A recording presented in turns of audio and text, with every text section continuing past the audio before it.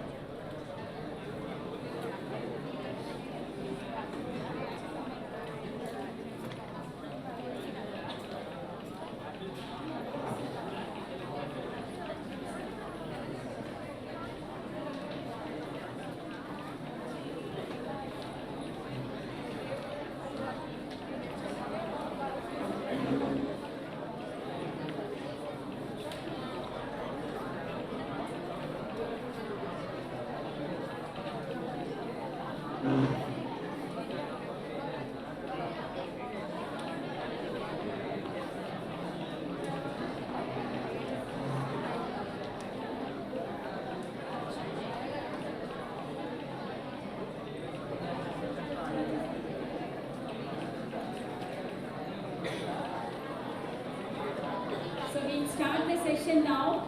All the boys students who are this side, please occupy the front chair. 3 rows ఖాళీ ఉండేమ్మా. Please come forward. Last row లో ఉన్న boys రావాలి. త్వరగా. Fill the front chairs.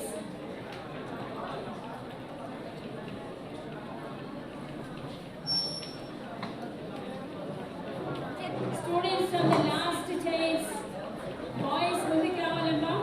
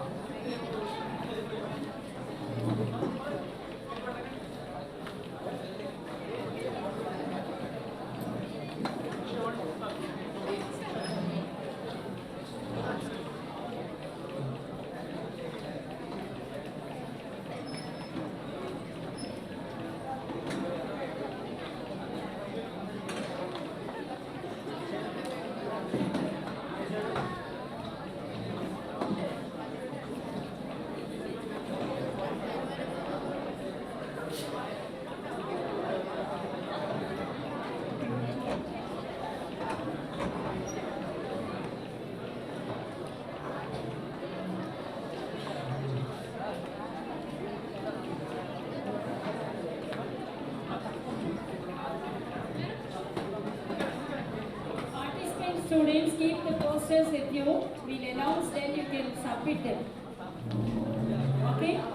Now we'll start this session with a keynote address by Dr. M. Ravi Kumar Garu, Research Professor, Assistant Vice President for Interdisciplinary Research, Founding Director, Center for Convergent Bioscience and Medicine, Interim Chair, Department of Translational Science and Medicine, University of Alabama, United States. I request Dr. Swati, Department of Food Technology, to introduce our keynote speaker now. Swati, please.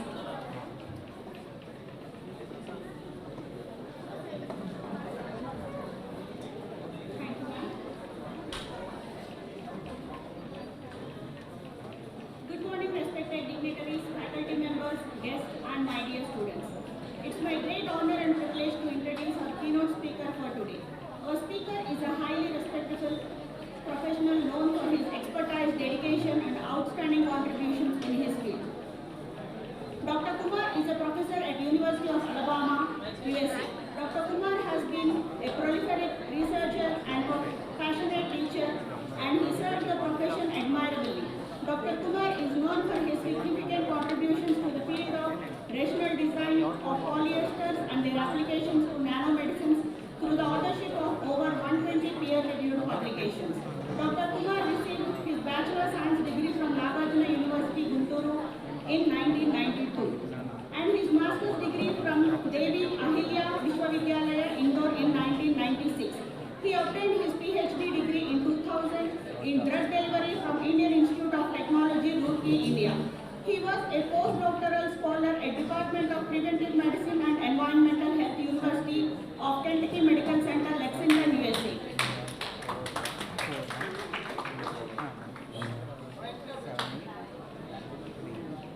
Students, please maintain silence. Thank you. And Alexander Vaughan Fellow in Department of Biopharmacy and Pharmaceutical Technology, Saarland University, Germany in 2002 and 2003.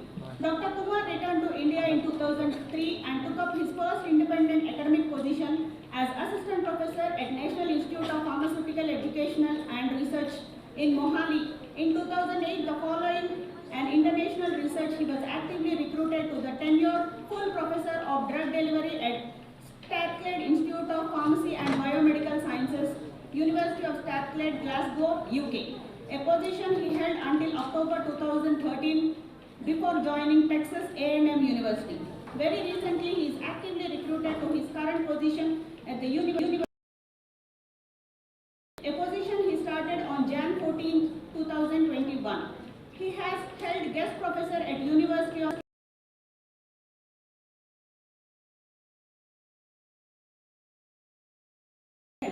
guest professor at University of Park at Shandong University, China in 2011 and guest professor at University of Torino, Italy 2012. I am very happy to introduce our keynote speaker. Thank you.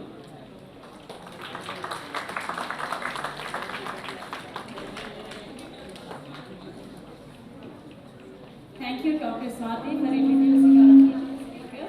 Now I request Dr. M.L.P. Prasad Garu to deliver his keynote address. Sir, please.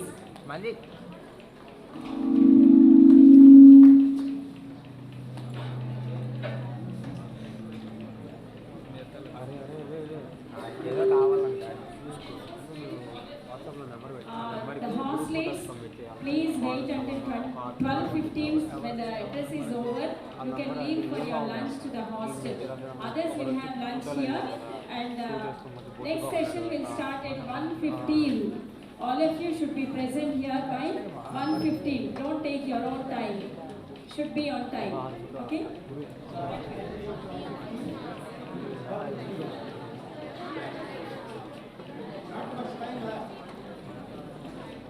Good morning.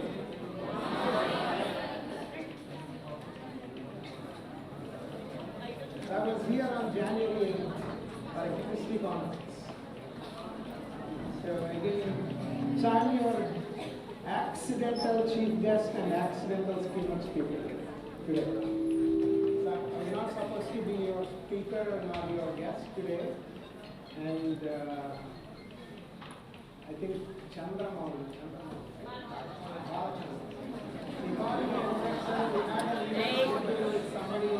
మీరు జాగ్రత్త చెడగొడతారు. He didn't show up.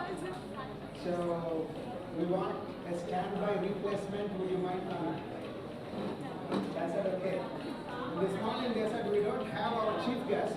Can you be our chief guest? I said okay.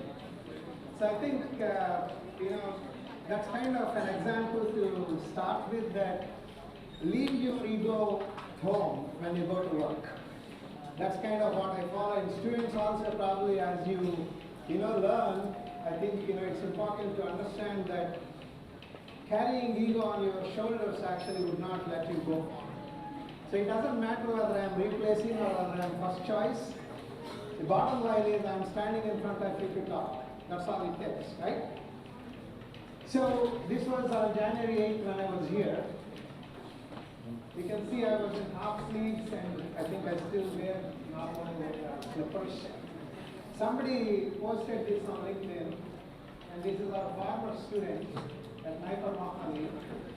Of all the things, what he remembers was only the colors I used to wear. This was not that bad, of a color. This is, I think, a printed Kalankari type of a shirt. That's not like dazzling colors as what I used to wear back then. And whoever was introducing me kept referring MNV Prasad. This is MNV Prasad, my Baba.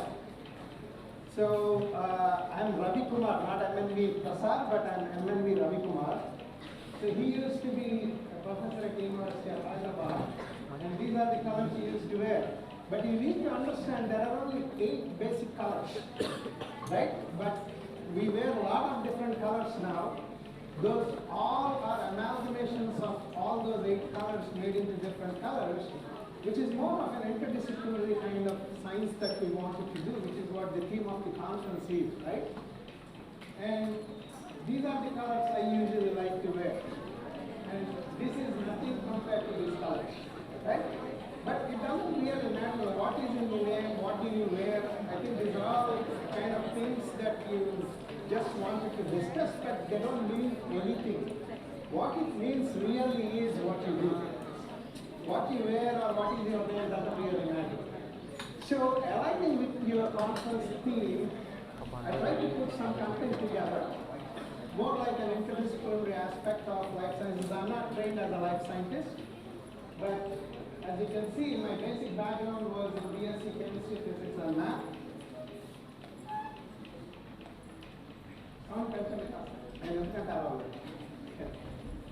So, my basic training was in chemistry, physics and math, and then I did my master's in applied chemistry, and then my PhD was in chemistry as well, with a little bit of drug delivery aspects, but all material science driven, without any understanding of what a human body or an animal body that we wanted to test our prototypes would look like. I had no understanding, bare minimum to zero understanding. It was just all developing some materials for human applications, presumably at some point of time, but testing them in the test tubes. So testing anything in the test tubes doesn't mean anything, right? So human bodies are very different from test tubes. And after that, I ended up doing my first postdoc in cancer research, which is more when I understood actually what human bodies would look like, what type of animal models that we can use, and how does animals differ from a test tube, and what do you really need to understand going from labs to chemistry labs to animals, and how do you analyze those things, and why do you have to do those things in those whole body systems and so on. And another postdoc I did for a year in Germany, where I was looking at not like small molecule drugs like paracetamol and these type of things, but more like genetic material. How do you deliver genetic material into cells so that you could actually try to reverse the diseases than managing the diseases and things. That was very brief training that I had. So these 3 years of postdoctoral experience actually exposed me to a lot of biological content and pharmacological content, which actually allowed me to kind of build some confidence to do what I'm currently doing. And my education was primarily in those dominant areas where there is a set form of a curriculum that is made for everybody, no matter what I wanted to learn, but whatever they wanted to teach, I need to learn. That's how it used to be. And it's more like, 1 plus 1, 2, or 2 plus 3, 5, that's all about it. And no questions asked. You need to mug up things, which I was very bad at. I can't prepare for my presentation even today. I can't by heart anything. If you give me 3 minutes and say you need to do something in these 3 minutes, I'll fall flat. I cannot do it because I can't by heart the script. So likewise, I was never good at mugging up things to get marks. I was always a C grader in my class, always a backbencher. And my father taught me chemistry for 5 years in college, and he warned me, do not call yourself a chemist when you go forward in your career. So he knows that I would make a very bad chemist. So going from there, I think it was a great learning experience. With all my chemistry background, a little bit of material science and pharmaceutics, whatever bits and pieces that I could learn, I landed up in an institution called National Institute of Pharmaceutical Education and Research. This is more like an IIT structure. It's an autonomous, independent institution, like an IIT. I think you all understand IITs. Probably some of you may also know NIPERS. So when I landed into this institution, I was the first faculty member in Department of Pharmaceutics without a pharmacy background, degree. And this actually opened up to a lot of opportunities for me. Do you know this person? Yeah? Do you know this person? This one probably yes, right? So this also you should have learned. You know Tendulkar, right? Sachin Tendulkar? All of you know Sachin Tendulkar, right? Or you only know Virat Kohli and Rishabh Pant and now I think current generation sensation Abhishek Sharma, right? He has been failing very badly. So CMR Rao received Bharat Ratna alongside with Sachin Tendulkar. They both received Bharat Ratna the same year. So President Kalam those days when I was at NIPER, so this was the script written by me and he actually read out in 2006 March in one of the conferences. So we got a major grant of $2 million, or rather 10 crores at that point of time from Department of Science and Technology to do the research what we are doing, and President actually made an announcement in one of those things. So that money allowed me to do a lot of this infrastructure building, and we used to do summer and winter schools, recruiting all graduate students from across the country, 30 students, pretty much every winter and summer school, used to offer them hands-on experience, on these equipment, and also bring speakers like these overseas people and have them interact with them so that they really understand how the Western world would work. And I used to do these things for about 5 days, every school, 2 schools a year. And this gives up opportunities to a lot of Indian students to actually interact with those Western people to really understand what are the cultural differences between Western world versus how things in India would work and all those type of things. So that was kind of pretty good and huge success. A lot of these people, for example, this girl here, she's a faculty member, associate professor in ICER Kupal. ICER is Indian Institute of Science, Education and Research. She's a faculty member there.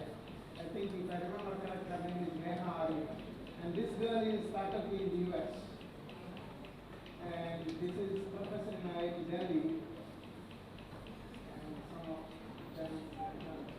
So this guy is working in an industry in the US.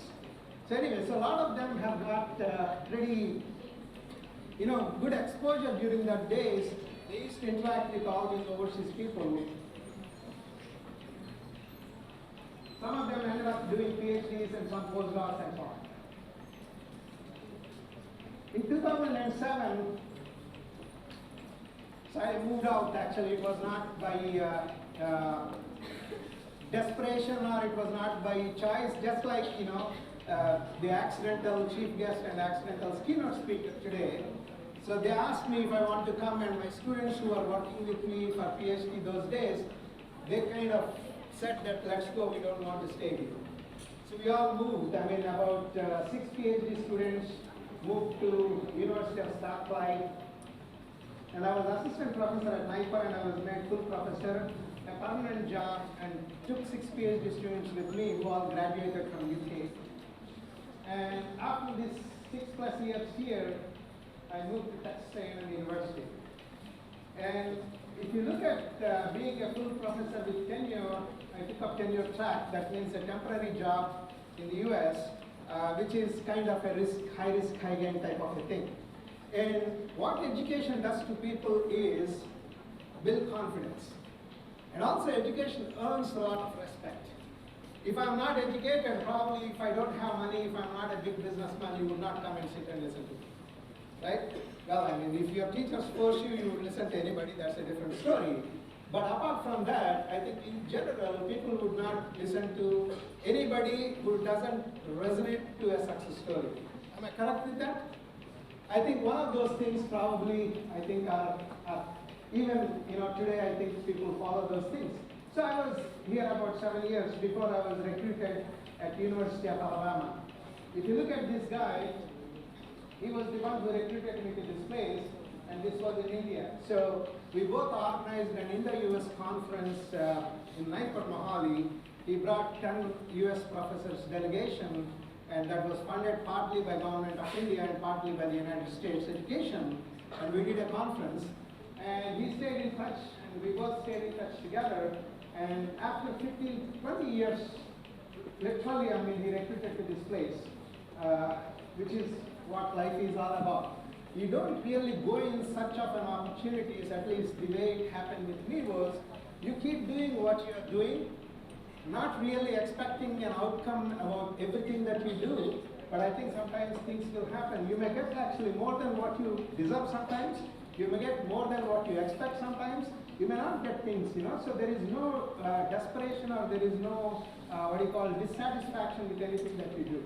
So I guess you need to kind of focus and keep doing whatever you are doing. Since 2021, we have been doing actually an enormous number of things at University of Alabama. So I'm the same person at different institutions. In Nipur, Mohali, I was able to do things pretty good. I could not do anything much to that substantial level in Strathclyde. I could not do a lot in Texas A&M, but I could do a lot of things in University of Alabama. I think partly as you and me, you being a student right now, me being a faculty, a regular faculty right now, we all may be talented, but at your level, you would need your teachers' push, your teachers' advice and guidances. At my level, I would need my administrators actually backing up and trusting me. So trust is a commodity that's really required at every level, at every type of an activity that we do, right? So I was really trusted, blindfolded by my administrators, and I was given whatever that I wanted to do, freedom to do operating things whatever I wanted. So when you have freedom, and also you are accountable, I think you can do a lot of different things. So some of the things that we set up here probably are best in the US, not anywhere else.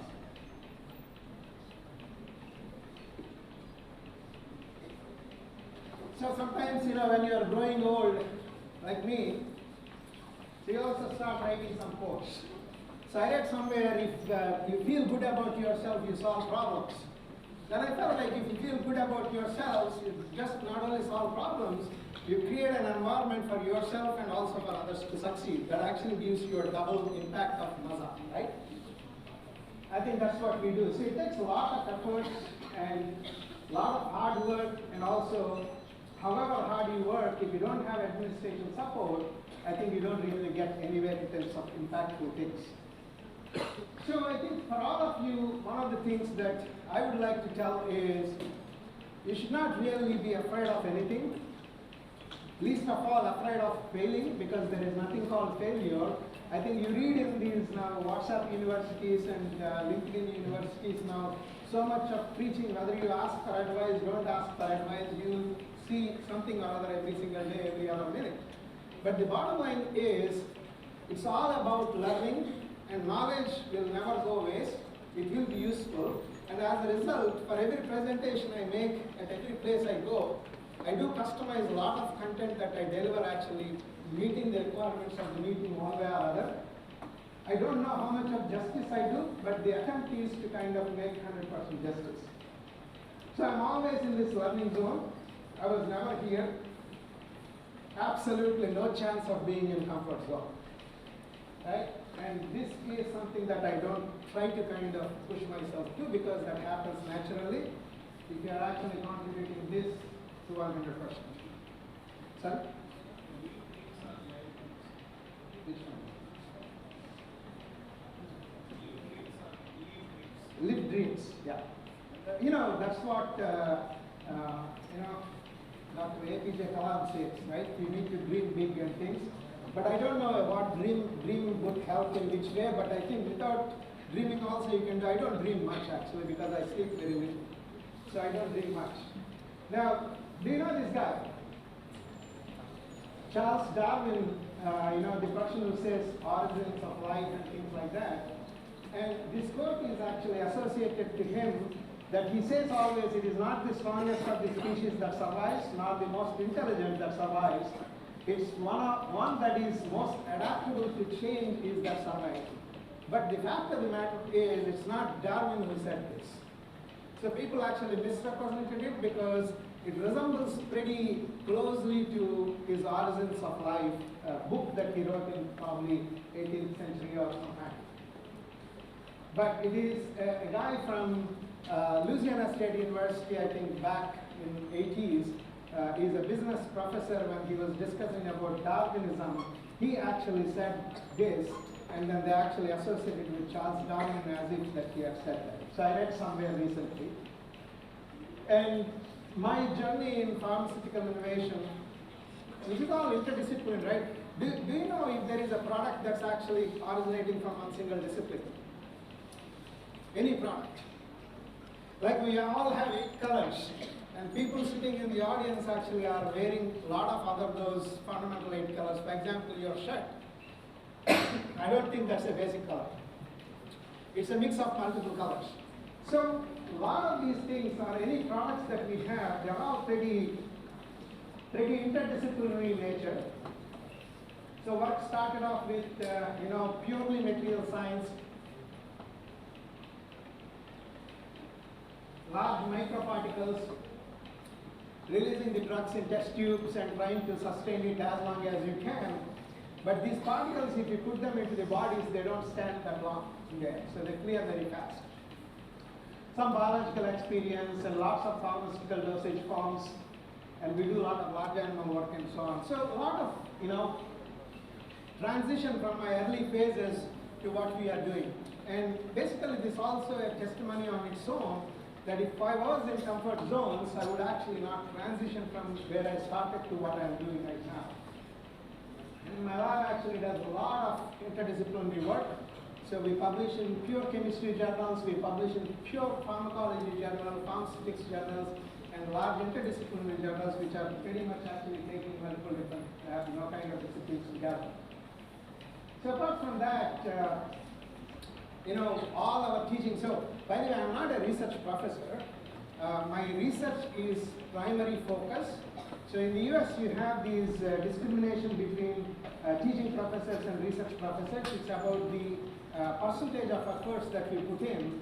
So I am evaluated every year based on my research effort, which is 50% of my time. So I'm distinguished university professor in research.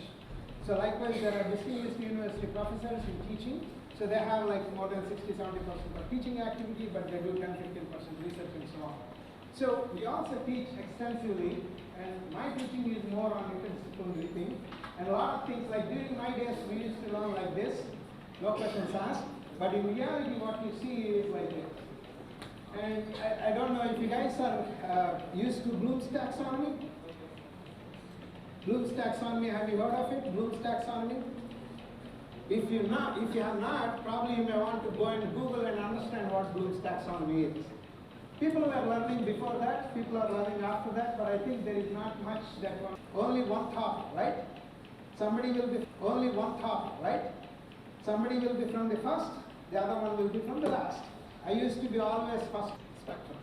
So it's not possible that everybody behave the same, everybody act the same, everybody produce the outcomes the same. So people are very different. They wanted to learn different. They wanted to do different and all. So our education system should actually allow adaptation of students the way they want to learn. Likewise, like which teacher wants a bad student? Which student wants a bad teacher? Right? Both sides you want the best.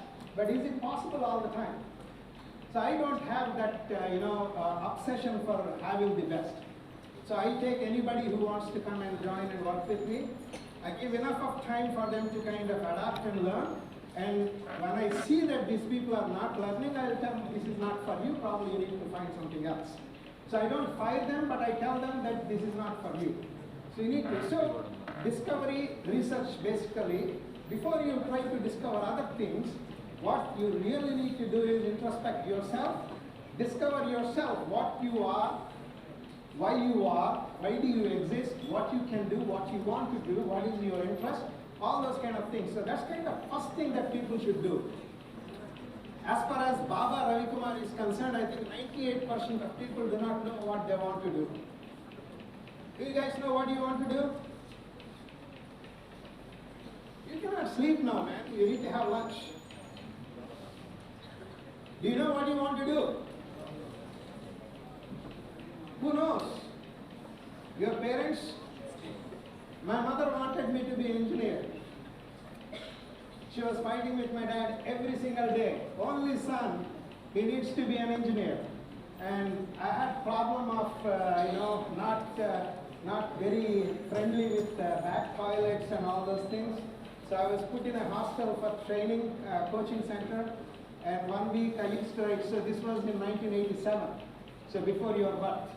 So I used to write every single day one postcard, I can't live in this hostel, can you please come and take me home? So every single day for 7 days, and the 8th day or 9th day he came and took me away. But it took a few years that sooner or later you need to leave home, go away, you cannot stay with parents all the time. So when my father, when my mother was actually pushing my father to put me in an engineering college, paying donation, because I didn't write the exam too. And then he said, if I invest all this money on this guy, what do I do with my daughters? So I have 3 sisters. So eventually we compromised and I didn't become an engineer. Probably that's good or bad, I do not know. Once things have happened, you can always go back and say, if I have done this, I would have done that way or this way and thing. But introspection should be only in one direction, to improve yourself, rather than to kind of say, if I have done this, I would have become that. That's not the obsession we should live in, right? So the interdisciplinary teaching model is you actually can combine all these biomedical engineering, chemical engineering, pharmaceutical sciences, biomaterials, chemistry, physics, everything into the type of research that we do. These are not like by force integrations of different fields. These are natural amalgamation of different fields which requires in the type of applications that we are trying to work in. So you don't have to force them, you don't have to create new definitions, you don't have to force the fields to kind of intersect with each other. They naturally integrate with each other. And you can see you define chemistry, covalent bond, hydroscopic, hydrophilic, all these things, viscosity, diffusions, biocompatibility, all of those things are basic requirements when you create a drug delivery system to deliver drugs efficiently in the bodies. So these all things have to come along very well to actually make that application feasible. So likewise, all these different fields are pretty much very interdisciplinary. Now, some of these curriculum that I have developed over a period of time, this is something that I just integrated into it. I did nothing in that. These were courses that were all designed, this is more like monotonous instruction type. When I joined NIPER, these were all existing courses. One of these things was something that I developed, nanotechnology at PhD level. But other things were, other than biomaterials, the other things were all pretty much existing, conventional pharmaceutical science disciplines. You just integrate into that teaching, deliver some content and done. And then, when I moved to StatPly, it is more like following these concepts and doing it. In A&M, we created, I think this one was created very uniquely and outside the box type of an instruction. on vitamins, phytomedicinals, and other natural products. These were again traditional pharmaceutical courses. But then these orange 2 arrows here, I kind of forced myself into cardiovascular pharmacology and engineering medicine programs, and I went and offered that I want to teach drug delivery to your folks. So I could not really customize a whole lot there, but try to tell them that cardiovascular pharmacology, you can understand the disease mechanisms and progression and all great, but then if you don't really present one of those courses, I'll show you now. So if you look at the human bodies, brain has 75% water, blood 83%, heart 79%, a lot of water in the body, and we also have nitrogen, hydrogen, carbon, oxygen. This is all pretty much what we see in the bodies, you see in the environment, you see in chemical factories, you see everywhere pretty much the same thing, right? And if you look at this mitochondria, which is nothing but the power plant, glucose oxidation and reduction, for a chemistry and chemical engineering persons, redox reactions are something that what we see in very different way of having carbon dioxide and water kind of getting out, whereas mitochondria, you're talking about ATP conversion. So basically, it's the same reaction that happens in chemical reactor, which you call redox reaction, but when it happens in mitochondria, you're talking about energy conversion factors. They are same reactions, no difference. But maybe the rates at which they happen can be very different. Likewise, if you look at reactions versus human bodies networks, human bodies, you have a lot of organs across top to bottom, right? None of those organs would function in isolation. They are always functioning in tandem. So if you have disease in one organ and there is some process of inflammation in one organ and lots of inflammation that is generated in one tissue gets into the blood, that's recreated into different tissues from the blood. So as a result, nothing is in isolation, so you should be actually treating humans as networks rather than independent isolated organs. But we don't do that. Our doctor specialties, we have one organ, one specialty, right? If you have to have kidney problem, you need to go to a nephrologist. And cancer patients taking cancer drugs, having acute kidney injury, you need to have an oncologist, you need to have a nephrologist, both working together. So network medicine is something what we teach these days now, which is still at very early stages, not really that kind of, adapted yet. And physicians are still trained in pretty much the old model way. So if you look at industrial chemical reactors, it's pretty linear A to B. And if you look at human network, you have non-linear web-like structure because everything happens simultaneously. And if you look at controls, you turn off thermostats, valves, everything, you can control the reactions. But in the body, you cannot do that. You have these type of reactions.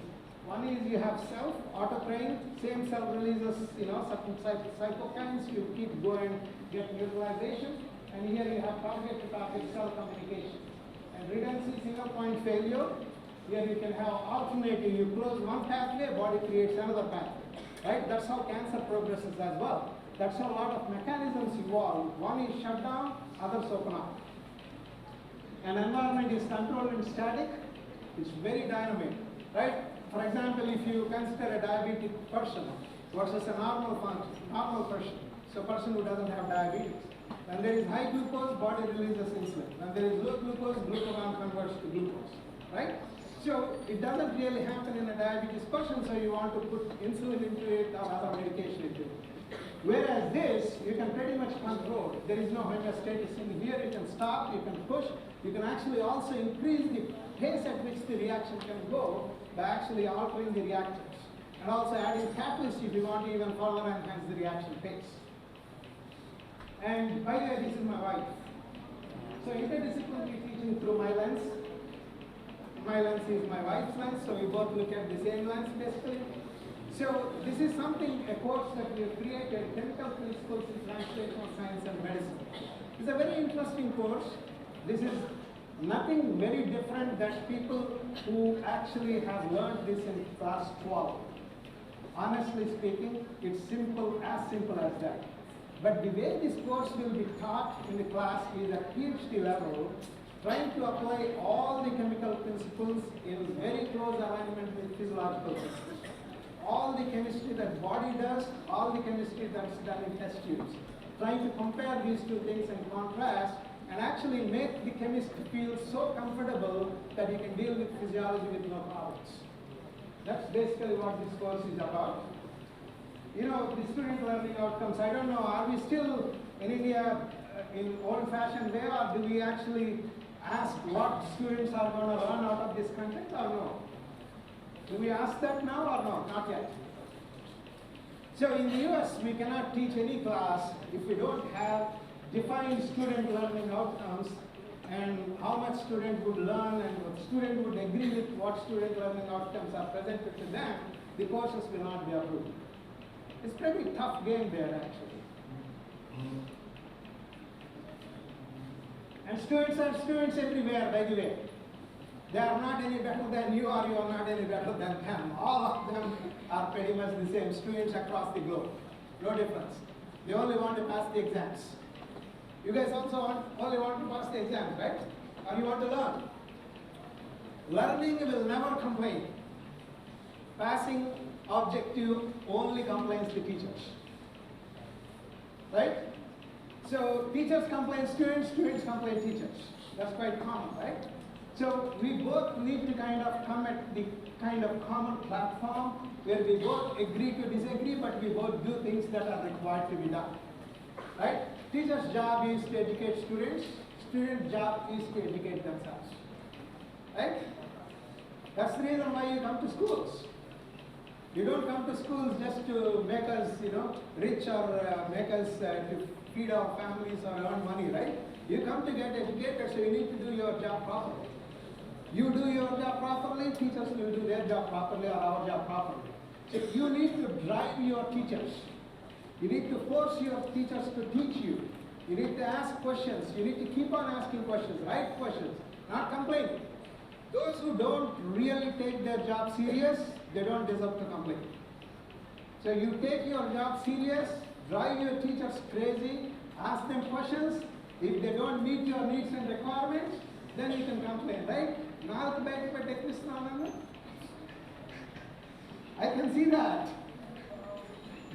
Right? So upon completion, so you expect that the students, would have the ability to demonstrate.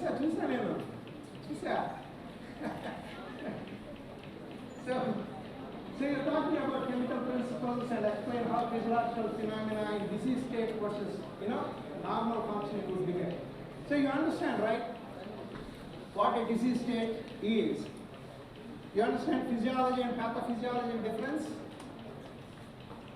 Do you understand physiology and pathophysiology difference? Anything that is done under what is needed can also be a disease. Anything that is done more than what is required can also be considered a disease. Physiology is homeostatic. Pathophysiology is either overexpression of things or underexpression of things. So you create medications called antagonistics or agonistics, right? So something that is normal gets abnormal is the disease. So all the drugs that we create, they are nothing but the endogenous materials, whatever our body naturally does. To analyze the chemical basis of drug action and design real-world examples from pharmacokinetics and pharmacodynamics. Pharmacokinetics is what the body does to the drug, and pharmacodynamics what drug does to the body, and so on and so forth. And select and justify the use of, we have 5 more minutes guys, I think we don't have much time. So this was also a surprise. I think I was getting 45 minutes, I put content accordingly, but I'll stop at 12:15, no matter at what level we are, right? So some of these courses are foundational physiological chemistry, medicinal chemistry and drug discovery, all, chemistry mixed with medicinal chemistry and so on and so forth. And a lot of analytical and materials chemistry, looking at all innovative methodologies, how do you really read NMR spectra, mass spectra, and what are the kind of things that you look into those type of analysis, and a lot of basic chemistry in here too. And grading also is not like a conventional exam type of thing. You would like to do problems at over 30%, journal cup presentations, ask students to kind of come up with diverse topics that they think actually is going to add on to the curriculum that we have prepared, so that gets some brownie points for them. And then final project concept notes, people have to put their perspective in a couple of pages that will be evaluated. So it's a holistic view of kind of assessing and testing the knowledge, what they're, kind of instructed to them and so on.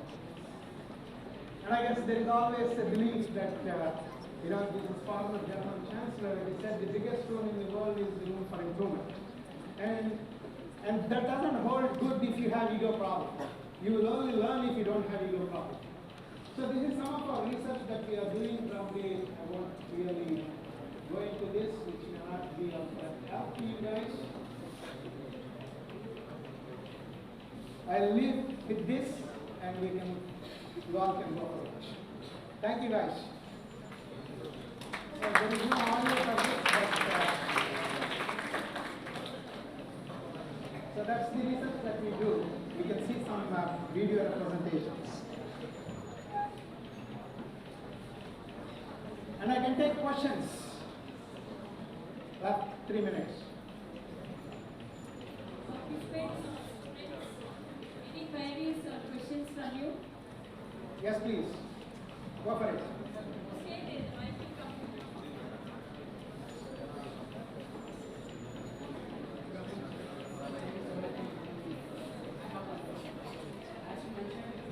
As you mentioned, the ICFLET delivery system targeting the micro. You also mentioned in the previous slides like immunotherapy, carcinogenesis, and drug delivery target systems. I also read some of the review articles like the recent drug delivery system targeting the brain microbial axis from the person Devgan Ray from the same National Institute of Pharmaceutical Education and Research, Kolkata. I have referred so many articles from 10 to 15 years, but there is only 30 to 33 review articles. You have gathered so much vast information from you. Can I know one question? Can I ask one question? I thought you were asking questions. So go for it. Sir, Yeah. can we expect more applications from the drug delivery system? As a microbiologist, can we expect scope in that? How can we learn more knowledge in the drug delivery system? So let me ask you a question. Can you tell me what biology is and what microbiology is? Microbiology deals with microorganisms like bacteria, fungus, parasites. So is there a separate biology other than adding micro to the biology? No. The same biology, right? Yeah, okay. Yeah. Complete your question. So can we expect more applications? Especially in cancer, you explained about the chemotherapy. Can we expect other therapies from this drug delivery system? Microbiology and drug delivery are very aligned. There's so much of work that's happening because there are a lot of microbes that you really encounter on a daily basis. And also in ICU settings, you have a lot of problems with that. So there is so much drug delivery work already happening. A lot happens microbiology related stuff. We did some sort of microbes, not really real microbes of it. Some of them are more to fungal infections and type of things. So there is so much of work that's happening in microbiology and building. How can we get the real-time experience on that? Is there any hospital providing some courses? Where do we get that real-time experience? I think there are so many institutions that are actually working with lots of hospitals.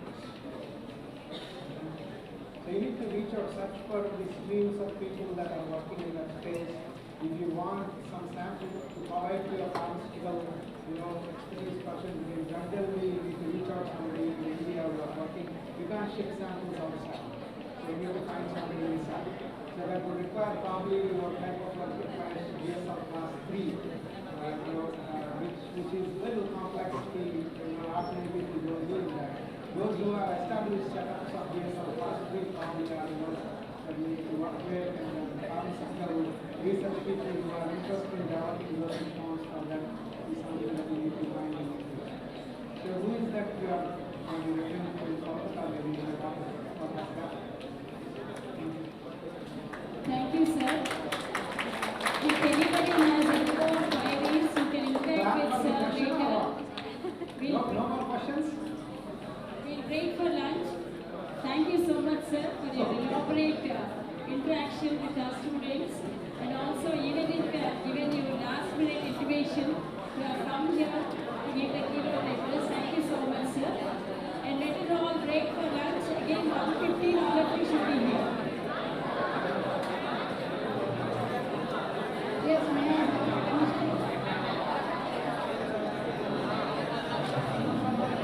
Dear participants, in the first lunch session, we are having 2 talks. And after the talks, we'll be having the poster presentations and oral presentations. So those who are going to give your oral presentations, we'll be having here in this hall itself. But the poster presentations will be organized in the room next to this seminar hall. So please hand over your posters to Dinesh and team.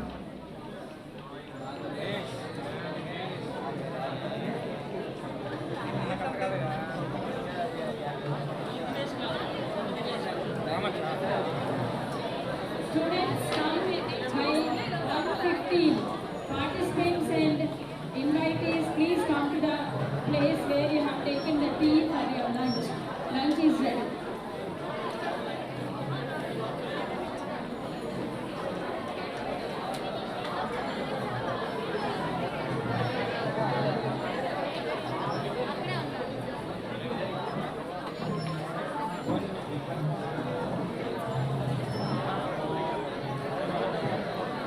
Staff, participants, and students from other colleges, please go for lunch.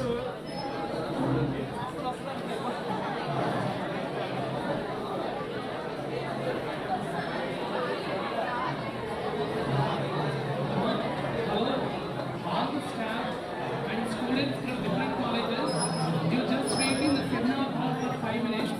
Lunch is on the way. After 5 minutes, we will AC lo relax అవుతుంది. And remaining students from our college, you must gather 1:15 కల్లా gather అవుతారు. Rest of the students, please stay here. బయట చాలా హాట్గా ఉంది. ఆ lunch ready అవుతుందని నేను మీకు ఇన్ఫార్మ్ చేస్తాను. Please stay here.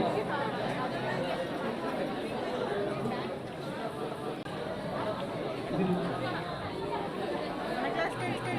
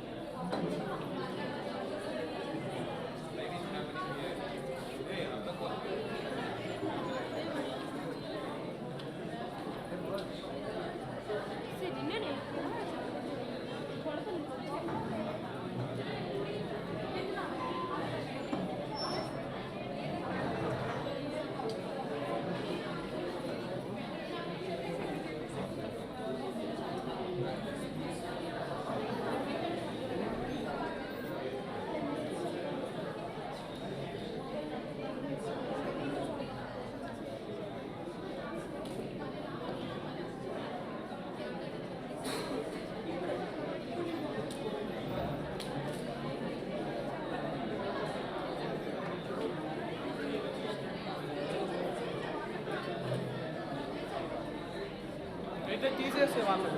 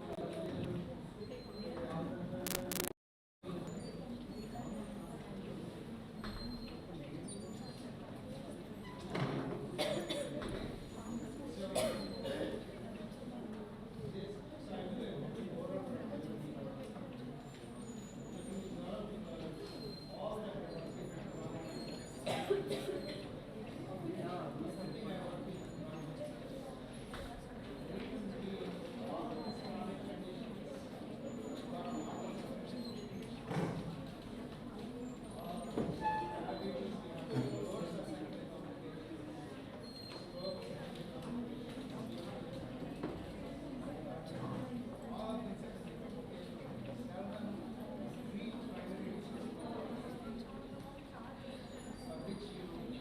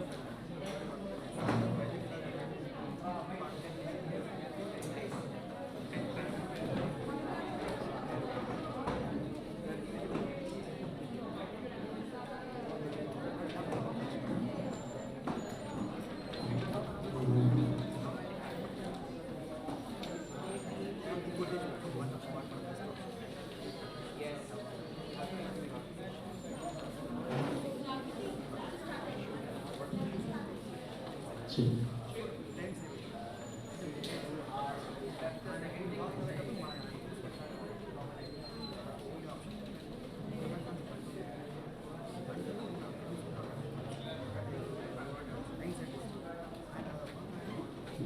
But those who are coming from outside, please join for lunch.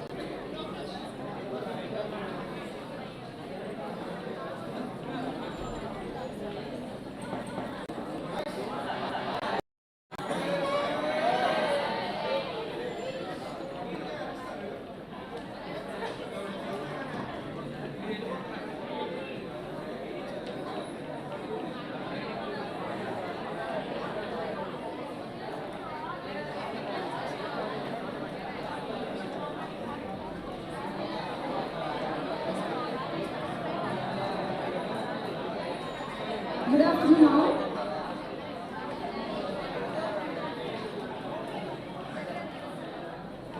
Good afternoon.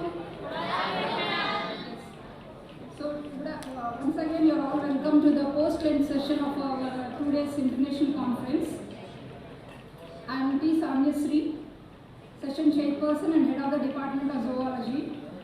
It's my privilege to introduce Dr. R.S. Prakasham sir, a visionary researcher and a research leader with several outstanding achievements in the way of publications, awards, grants and other reputable honors.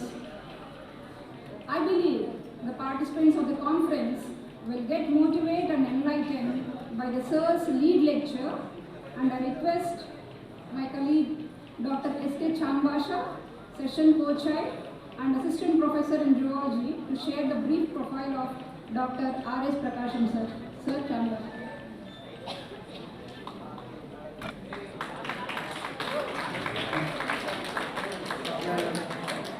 It's my honor to share the profile of Dr. R.S. Prakasham sir, an eminent and groundbreaking expert in the field of medicine chemistry and organic synthesis. Throughout his 4 decades of research, one can witness the pattern of innovation and sustainable generation of knowledge, which culminates the meaningful contribution to the basket of science. I'll just go by the main highlights of the sir's achievements. Dr. Reddy Shetty Prakasham is a retired chief scientist and just completed CSR Emeritus Scientistship at the Medicine Chemistry and Biotechnology section of Organic Synthesis and Process Chemistry Division in CSR Indian Institute of Chemical Technology, Hyderabad. During doctoral studies, he unraveled the involvement of 2 ammonium transport systems and their regulatory role in inhibition and stimulation of ammonium glutamate transport, for which he obtained PhD in 1990, and had postdoctoral studies on TMB control based on antisense RNA production in CCM, Hyderabad. He is a fellow of Andhra Pradesh Academy of Sciences, Telangana State Academy of Sciences, Association of Biotechnology and Pharmacy, Society of Applied Biotechnology. He is a recipient of DBT Biotechnology Overseas Award, SCRC Canada Award, NN Teacher Award by SPER, Established Scientist Award by Scientific Plant Society, Talented Industrial Biotechnology Award by ABAP, and BRSA Fellow Award for his significant contributions in microbial and enzyme biotechnology. Recently, he has been awarded SR Vyas Award in recognition of outstanding contribution in the field of microbial biotechnology in 2024 by Association of Microbiologists of India, and also awarded Senior Scientist Award by Association of Biotechnology and Pharmacy for the year 2024. He is serving as an advisory committee member, board of studies member for microbiology and biotechnology, and as visiting professor and researcher in different universities. Finally, without wasting much time, I would hand over the session to Dr. R.S. Prakasham sir. Sir, the stage is all yours.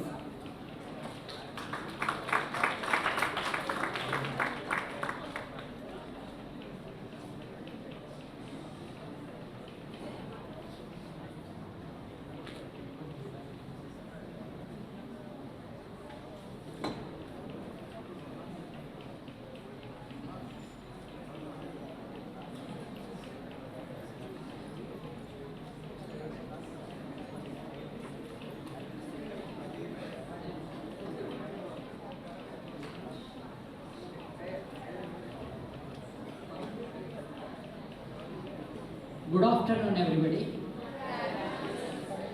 I hope we had a good lunch with a sleepy mood.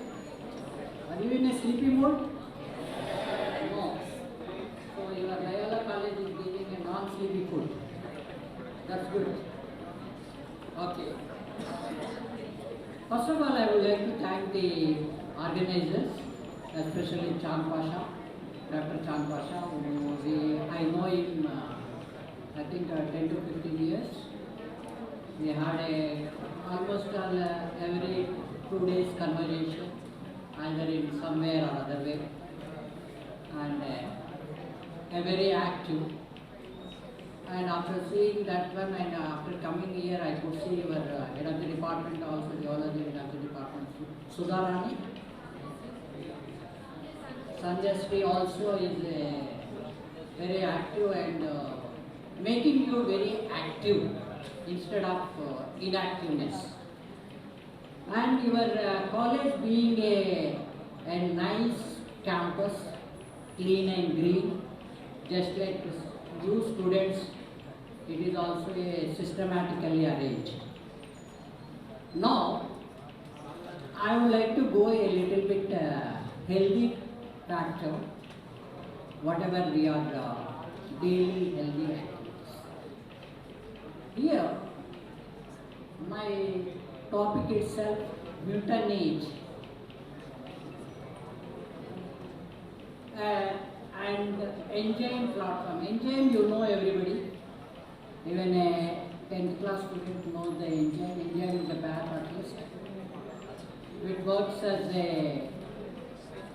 in a biological conditions without need of any external forces. It works generally and it gives the accelerate the reaction. Enzyme platform for next generation dental care. Dental care. You know that dental care is the most important, and I'll come back to you. Intensity in the world population. And then we go for the biocontrol formulations. Biocontrol is one of the important aspects in every agriculture, because the control nature, taking the controlling the agriculture productivity is one of the important aspects, as we see the pests and the fungal bacterial infections. So how this enzyme is going to help you in a biocontrol and your dental care? See, the link is generally we thought that agriculture field and the human linking is very, very less. Whenever you talk about the plants, something plants is different from the human beings. But we will see how they can be interrelated. Mutanage is an enzyme. Any enzyme is named in two ways. One is the substrate, how it breaks. What is the substrate? Substrate to you add a age is a mutanage, or mutant substrate is an age is the one which tells that it works on the mutant substrate. Like that one can make. So mutant also can be called as a glucan. Glucan is nothing but a polymer of glucose. Polymer of glucose. The glucose molecules, it is nothing but you can see here a fiber type complex sugar. There are so many complex sugars.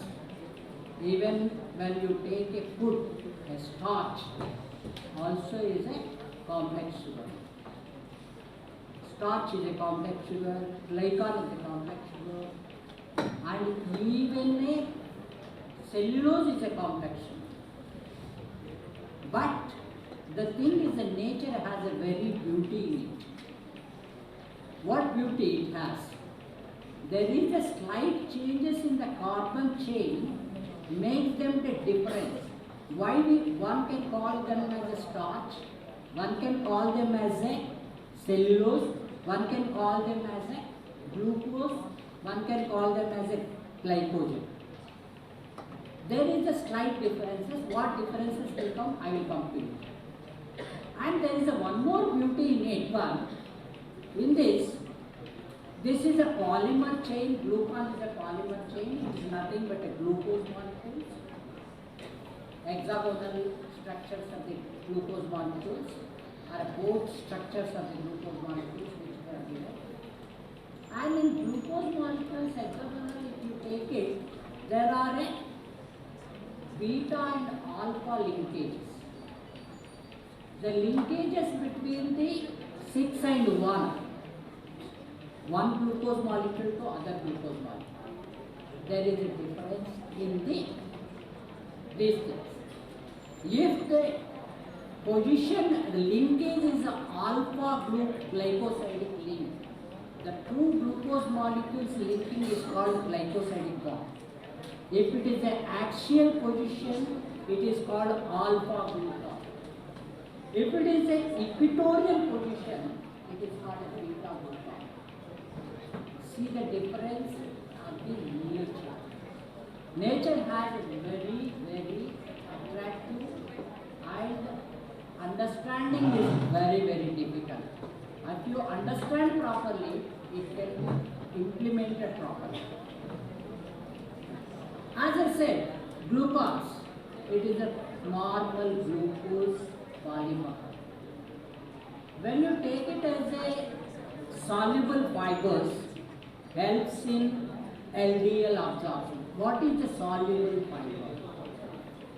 Glucose molecule which has a long chain, which could be soluble in water. What is the solubility? Starch you take. Have you done experiments anybody with starch? In BSc you do the starch experiments. Or even in the house, you can see that a starch powder, if you take, it is not completely soluble. There is an insoluble portion is present and a soluble portion. When cellulose you take, cellulose also is a glucose polymer. Starch is also a glucose polymer. Glycogen is also a glucose polymer. But their dissolubility changes. Glycogen soluble completely, starch insoluble and soluble, cellulose not soluble at all. This is because of the chain length and the bonding position. So when you talk about the soluble fiber, helps in LDL absorption. LDL, you know that LDL? When you go to the cardiovascular, any doctor, heart doctor, anybody, then he writes several tests. LDL, HDL, total cholesterol, all these things. Have you ever analyzed what is that LDL? So you better understand whenever you go to somewhere else, you understand what is that means, how it is related with your health. That is a more important. And if you understand as a biology student, if you understand that one, it will give a lot of impact on your lifestyle. So, and non-digestible. Non-digestible means which is not digestible at all. Non-digestible sugars are there. I will tell you afterwards what is the non-digestible, how it can help in the pass through the intestine and helps in a colon gut health. Whereas if you take that binds to the lipid fats and bile acids, helps to sweep away from the body, all toxins can be removed. It is attached to these molecules, then pass through your gut. When it is passed through the gut, all toxins can be removed. And these are. And absorb water. When it is absorbed the water, your stomach feels full. And then with the watery, it can be sweep away. Increases viscosity in digestive tract, maintains an energy level. Because when the viscosity is increasing, you need energy to break, and the breaking itself produces some energy in somewhere else in metabolic path. That is the metabolism, you know the metabolism. Catabolism and anabolism. Catabolism is a breaking down, anabolism is making the macromolecules. In breaking you get energy, in anabolism you use that energy to synthesize some other energy. Lowers LDL, as the LDL absorption is taking, triglycerides reduces the stroke, heart stroke. You are talking about the LDL, HDL, cholesterol and all these things. And acts as stimulator. Stimulator aids to immune responsibility. Increases the immune system of the immunological IgG, all these things that will be increased. And expands water rather than reduces the appetite. When it takes the more water, if you are hungry, you take the more water, at least for some time it subsidizes your appetite. Then when the appetite is reduced, your body will shaping is different. And moderate the glucose levels as it is reducing, taking, that's why it binds to macrophage receptors, reduces the macrophage receptors are the most important, one of the important factors for increasing the cancer in most of the cases. So there it reduces the chance. Digested by colon bacteria and risk of colon cancer is reduced. Risk of colon cancer. Colon cancer is one of the important, especially bifidobacteria, which is the colon associated bacteria, whose health is more important. In addition to that, it works in fibrinolysis. Fibrinolysis, you know that when blood is losing out, after some time it becomes a clot. And if you see that clot becoming a clot, they slowly you can see that by observe the clot formation, you can see net type of things are coming up. That network is nothing but a fibrinolysis. Fibrosis, and fibrinolysis is the reducing the breaking of the fiber. And it is our anti-inflammatory. Fibrinolysis helps in the reducing the chance. Our nature is associated with the several wonderful molecules which are helpful to grow healthy, but we are ignoring. Why? We want Swiggy or we want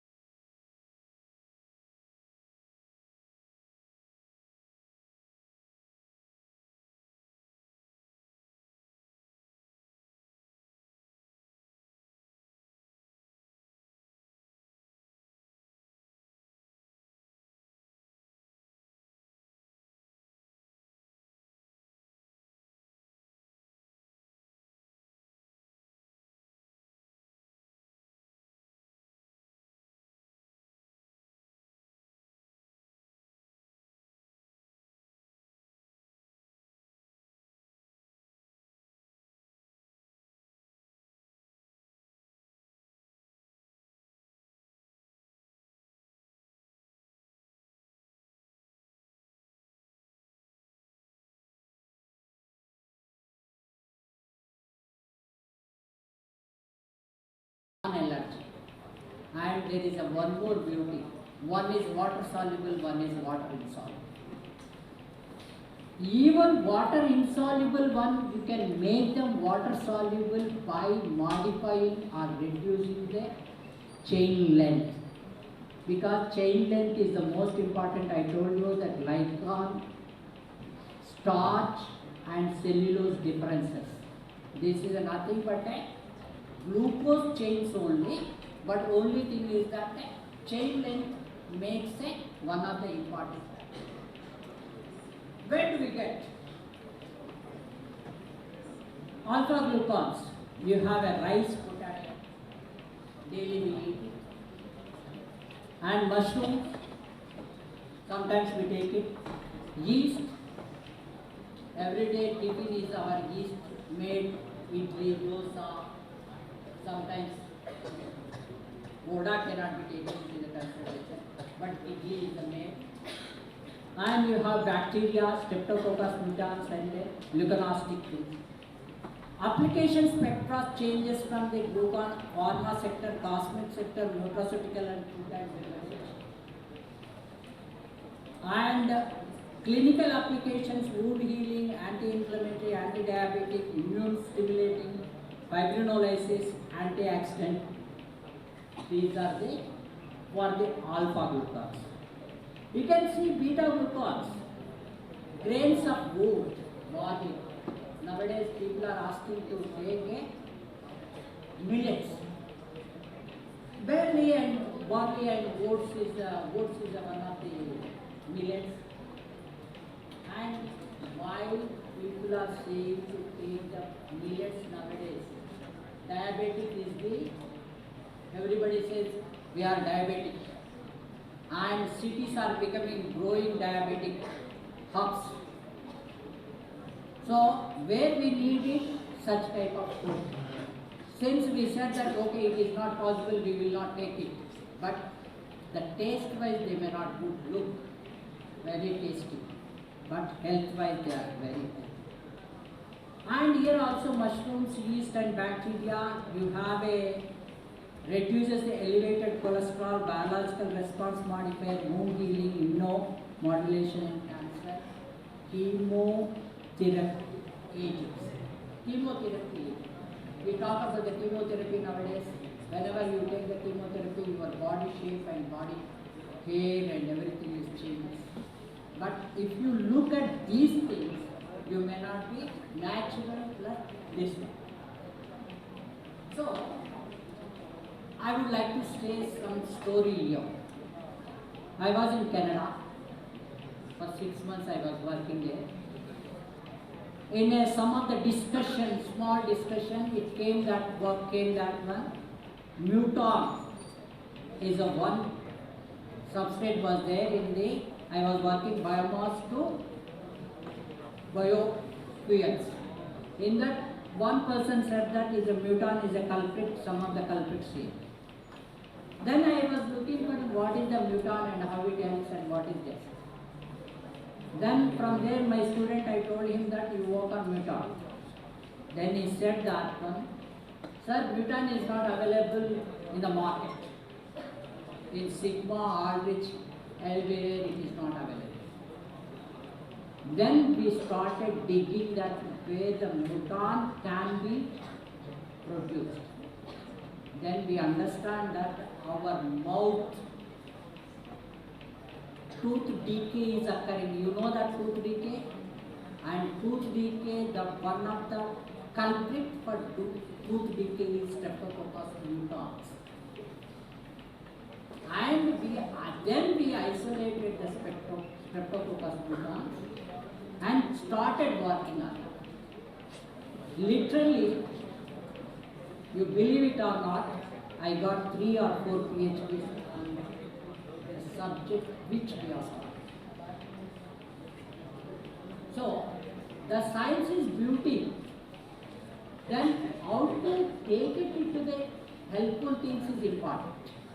That is the only thing. This is the Streptococcus mutans, the first identified in Clark 1924. This looks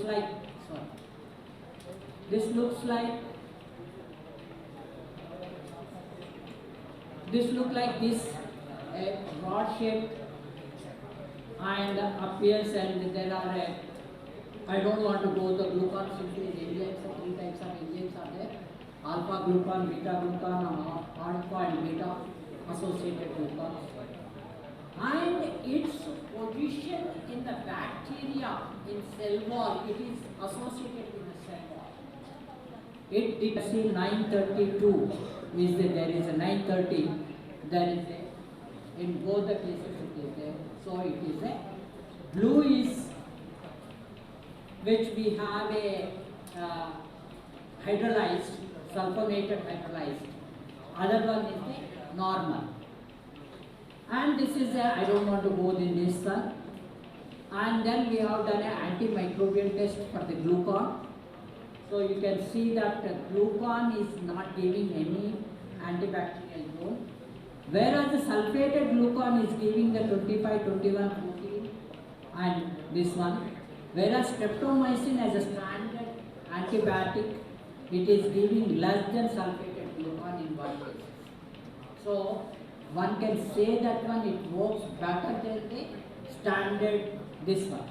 And the control is the water we have taken. And this is an anti-inflammatory test. Here we can see that one a solid gel is becoming the liquidization. This is one of the tests one can do it. And here also you can say that diclofenac sodium we have taken it, water insoluble glucons, water sulfated glucons. Sulfated glucons increases the anti-inflammatory activity 82.75, whereas in the WIG is a water insoluble glucon, doesn't mean anything. And it is in a cancer studies also we have shown it, some of the cancer things. Standard we have the tamoxifen, but whereas you can say breast cancer cells and breast metastatic cancer and liver cancer test, where sulfated glucons have improved in, whereas the glucons and the standard does not improve that much. And next is a wound healing activity. In wound healing activity, we have taken the rats and created a wound, then applied this muton along with the paste type, just like excipients we have added, and then you can see that one, and this is a standard, this is a glucon based and S-glucon, sulfated glucon. It is how improvement has taken place in it. That one we can say that one it is a wound healing activity. This is a sustained release. Nowadays people are talking about this SR. Whenever you go to the diabetic system, metformin SR, or sometimes even other heart disease, heart patients also they are doing sustained release. Sustained release is nothing but a releasing slowly the drug so that at a time it is not burst open and untargeted cells are not that much affected. In sustained release, this slowly release occurs wherever it is used properly, that can be used. And in a sustained release and 3 to 4 days also we have made a small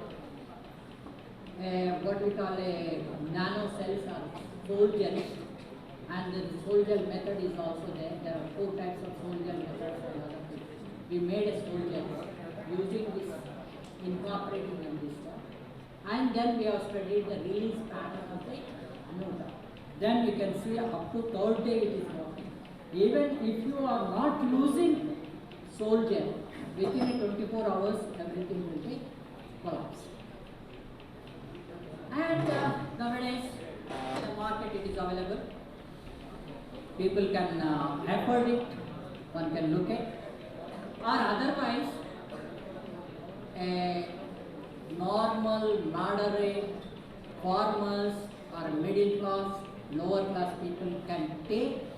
These are the vegetables. If you use these vegetables, you can properly maintain your health. Grab natural food and avoid junk food. That is the one of the slogan for this slide. Other side of the story of the glucon. Now you have seen the glucon as a something. What is the other side? Tea kind of importance. Everybody knows, everybody has a tea. Anybody there without tea? Looks like everybody is sleeping now. I understand. Isn't it?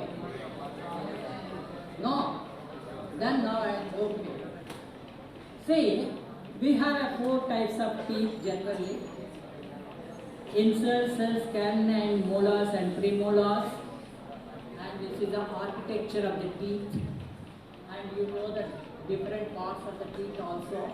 I don't want to go in this one. And dental caries. Everybody has, including me. I won't say that I am an exception. Dental caries is a non-communicable disease. You know that communicable disease and non-communicable disease. It is not transmitted from the one person to the other. And it is known as chronic disease. Chronic, why chronic?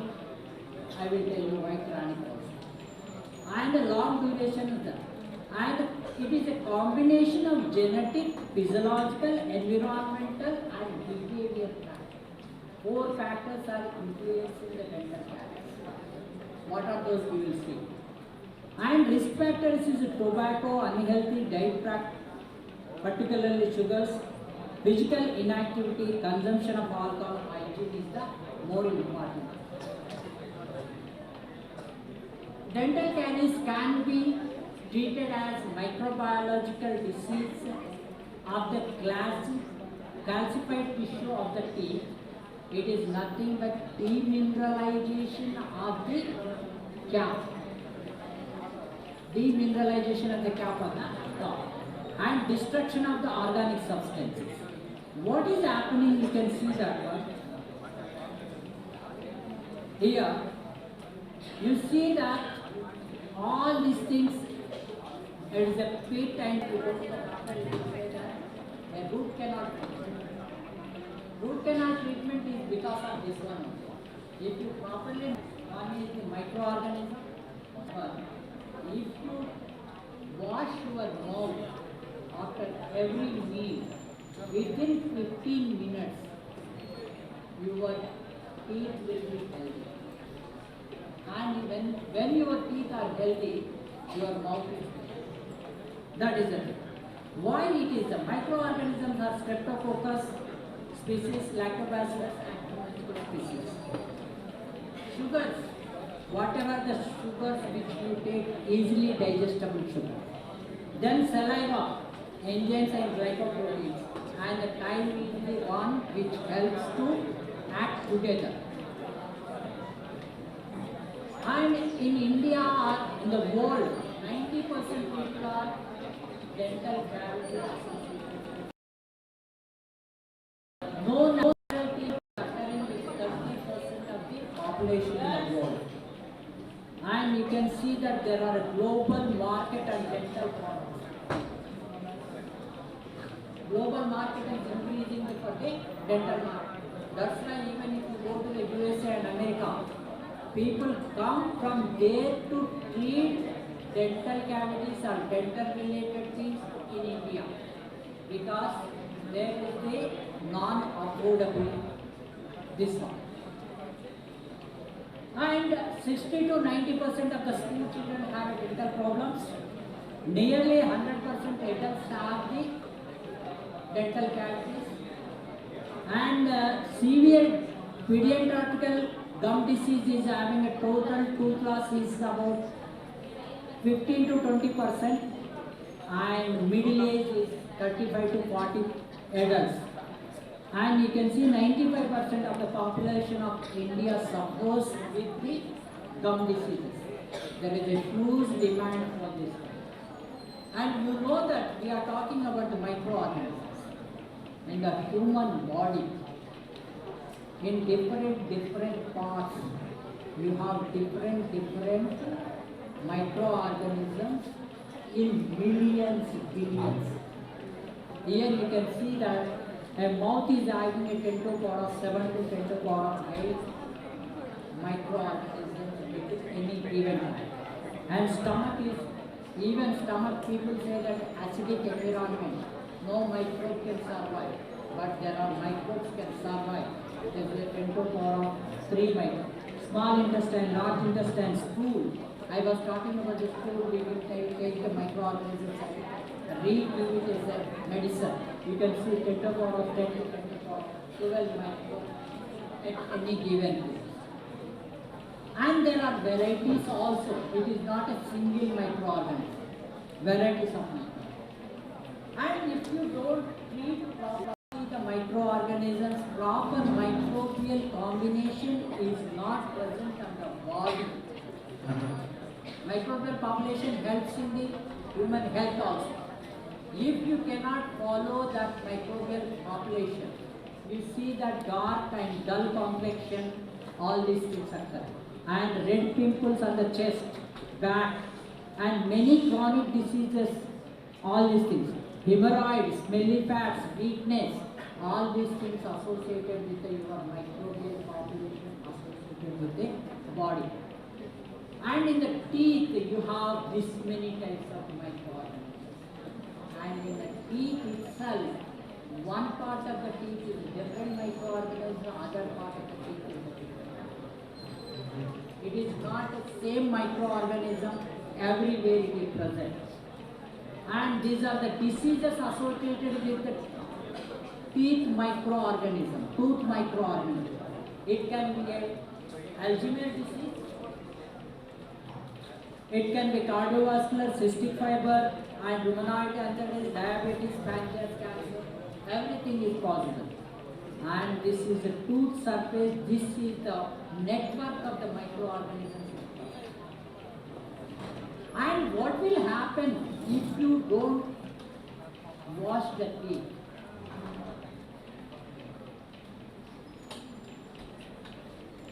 When you take the food with your microorganism, lactic acid will be, lactobacillus is there. If the sugars are taken in the digested there, lactobacillus produces the pH. pH reduces the tooth surface, break down the tooth surface, and then it makes them the cavity. Once the cavity forms, acidic roots and the glycoproteins. When the glycoproteins are formed or removed, the bacteria cannot colonize there, and then it forms. And we have a fluoroapatite. This fluoroapatite is a fluorine containing toothpaste came in the early. And fluorine containing toothpaste are especially known for the tooth decay reduction process. However, the fluoride interferes with the Krebs cycle. Hence, the fluoride toothpaste are being banned from the system. Hence, it is nowhere. This is the fluoride where it is effects on the enolase case. Enolase, you know that enolase is a tricarboxylic acid phosphate. And the xylitol. Xylitol is the one sugar. It is a pentose alcohol. When you take the xylitol tablets or xylitol sugar, it is also sugar. Even nowadays you work it as a diabetic sugar sweetener, a small bucket, yellow bucket of comes. Then you can give it in a tea and then take it as a sweetener. What is happening in that xylitol? Xylitol is non-digestible by the Streptococcus mutans, which it is associated with the dental caries. Hence, the Streptococcus mutans cannot grow further. Hence, that is the one of the tooth decay preventing. And you have a all chemical. Whenever you take a chemical treatment system, the microbial flora effects, and you have seen that the microbial flora, proper microbial flora system, and I told you just previously. And the tooth discoloration, stomach elements, acute toxicity, skin problems, all these stuff. So fissure sealants is one of the other treatment when you go to the doctor. But it's longevity and it is a new things, it is not going to work properly. Then you have a best option is the, I won't go this one. Preventive options, if you talk at the oral hygiene, biocatalytic protection. Biocatalytic protection, we talk about the mutanage. I was talking about it, this is nothing but introduction I was giving you. This mutanage, this first slide we have shown it, how it works and what is this one. It is produced by the one organism we isolated. We could not get the mutanage from the market, and it is isolated Paracoccus mutans. Even if you Google it now, our name and our photos will come in the Google. Paracoccus mutans, first time we have isolated. And its mutanage works at the breaks the bonding, then it splits exosplitting and endosplitting taking place. Then the polymer will be broken down into a small pieces. Then the solubilize and went along with the saliva to your stomach. Hence there is a this thing. So we have grown them organism and shown them how it is corrosive, and we looked at the phylogeny, and we looked at the mutanages where it is available in the market or in the literature. There are several mutanages available. However, these mutanages cannot be taken into the market level because of they are not produced in the physiologically it is produced.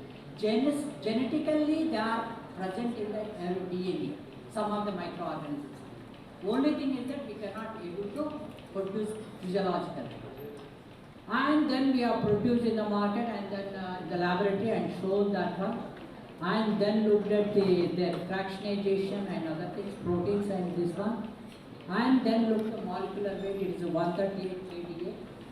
And then we looked at the digestive pattern of the mutanate which we have mutant. And then we have got the Nigerose. Nigerose is a disaccharide, just like lactose, sucrose, maltose, it is a disaccharide. But only thing is that Nigerose we did not have it. The common which we have is sucrose, lactose and maltose, there is a bonding differences. And the pH and temperature, and we have studied the kinetics. And then we have shown the activation and deactivation kinetics. These are the enzyme kinetics helps in formulation of the technologies. Because how much is the half-life, how much is the energy it can sustain, how much energy is required to degrade them, all these things, activation and deactivation. And then look the inhibitors and the metal ion impacts. And this is the practical example I am giving it. We didn't get the mutant, whatever the dental cavities, if you go to the doctor, if the dental case, there is they will treat with some of the spatula or needle type of. Then you get a unavoidable or unaudible sound. You know that unaudible sound? That is because of the strongness it is associated with the pellicle associated with the teeth. That is called nothing but a mutant. So we could not get the mutant. Then we made a slide. A mutant is grown on the slide. Then we are treated with the mutanage enzyme. You can see the treated the T2 one. T2 earlier, this one T2 on that. And then we have shown that when it is going to break the bond between the two microorganisms. You can see here, that is the red lines you can see there. That is the breaking of the two microorganisms. So, since it is a formed a biofilm and it becomes a free. That's what I said, in you treating the teeth with mutanage, will break them separately, biofilm formation will not take place, and then will. So, the thing is that this is the most important. Your body has two types of microorganisms. One is a harmful bacteria, one is a helpful, beneficial bacteria. The balance between is 1.3 kg. If the balance moves this side or that side, you know the situation. So make them properly, make them in the healthy. So in oral microorganisms, one is how to immigration and elimination. How much you are getting, how much you are expelling. That is the more important. So the thing is that in a research, your actual problem may be that side. But you imagine this side. If you imagine this side, you cannot work at all. Even the problem is this side, you imagine that side. You really survive in the society and you grow. This is acceptable. And Nowadays, situation is not like that. Situation is like this. You believe it or you do it. I don't know, you may be doing it, some people may be doing it. So it is not, should not be like that. And whenever you do the research or anything, you should not feel that when I know everything. Because Yuri Gagarin went to the moon and he thought that I am the first person to reach the moon. He called up. So who is the first person to understand? Research also like that. Whenever we see the problem, we say that when I am the first person to understand the problem, I am the first person to do the problem. But if you do the literature, you know exactly. So this is my quote. Thank you very much. And lastly, the scientific day should begin with the rising sun. Why rising sun? If I show the two photographs to you, one is a rising sun, one is the evening sun, sinking sun or what a evening sun you can call it. And I will not write a labeling. Would you able to recognize it? Both are same. So you cannot recognize. Your problem, you always think that it is a sinking sun and go back to the rising sun, what is the literature is available on it. Then you do successful. Thank you very much. Anybody can have it.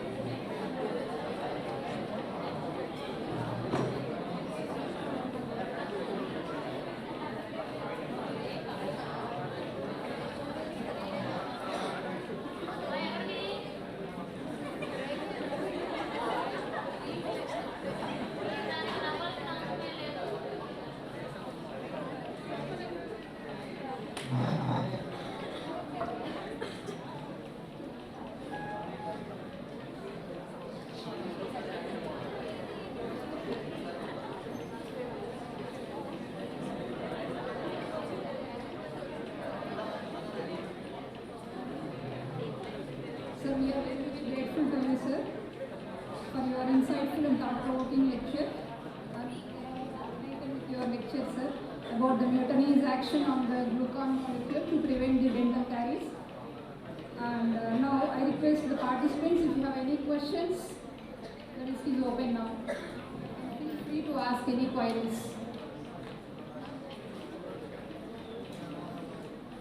Anyone?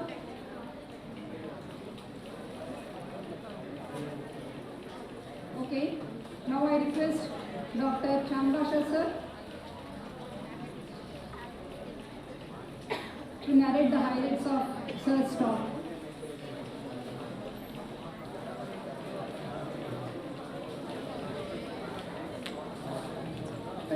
Dr. R.S. Prakash sir delivered his talk on Udinese and new platforms. This is courtesy.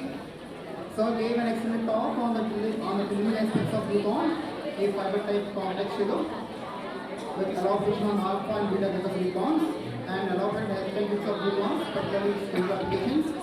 Gave insights on pharmaceutical importance of alpha and beta glucons, in its types as well, and also illustrates the importance of their glucons, for example, glucan, an extended overview on biological sources of alpha and beta glucans, and also an outlook on microbial source like Streptococcus glucans, its procedure and extraction of glucans, and different tests have been clearly explained like in vitro anti-inflammatory activity of glucans, anti-cancer activity, wound healing activity, and others. He has elaborated at length about the process of sustained release of drugs which have clearly explained and emphasized, and also top 10 food containing probiotics. And also Sir has elaborated on dental caries with outlook on risk factors as well, and spatial heterogeneity of oral microbiome with an extended note. And finally on biokinetic protection and pharmacokinetic release of enzymes and enzyme reaction. So with these highlights, I should say we all have plunged into the world of glucon and its bioactivity. Thank you, sir.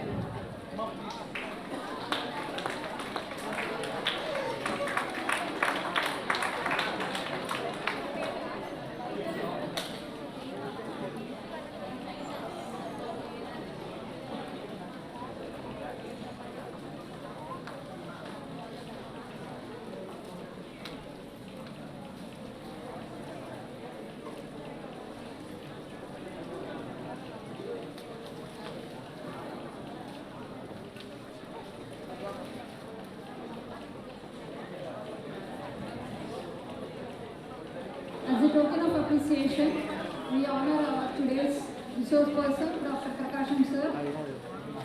I request Chambasha sir and other committee members to come over and participate in the felicitation program.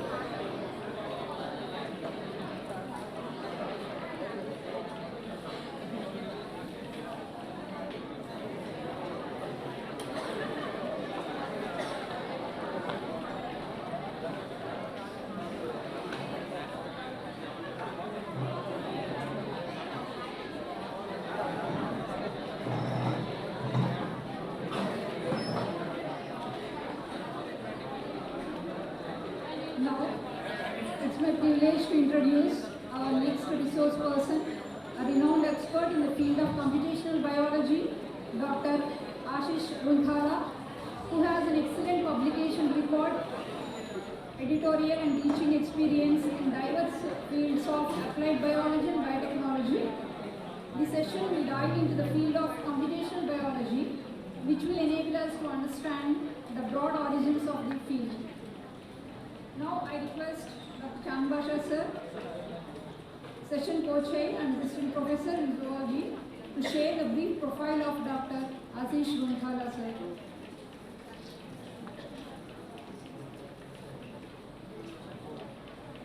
First of all, I feel a bit related when I go by Dr. Ashish sir's profile because we both belong to the same computational field. I am delighted to share the brief profile of Dr. Ashish Runthala sir, who is currently Associate Professor and Assistant Dean in the Data Relations, SR University, Telangana. His field of expertise spreads across various branches of computational biology, applied biology and biotechnology. I will just go by the major highlights of Dr. Ashish sir, which includes he qualified for national eligibility test conducted by CSIR, Government of India. He has done his PhD in computational biology at BITS Pilani, postdoctoral research with UAY Fellowship at IISc Bangalore, awarded with the Government Postdoctoral Fellowship Uchchatar Avishkar Yojana, sponsored by MHRD Government of India. He had 33 SCI Scopus Index research publications and acting as guest editor, special issue, Enzyme Design Methodologies to Enhance Enzymatic Aid Context 2023 in Bioengineering and Biotechnology, which is a QN journal in JCR, and editorial board member of the QN Journal Scientific Reports 2025. He acting as supervisor for construction and validation of functionally improved bacterial pyrophosphatase by spanning its conformation landscape project under CSR under SR University seed funding. So these are all the key highlights of Dr. Ashish Runthala sir. I request Ashish sir to deliver his talk. Thank you sir. The stage is all yours.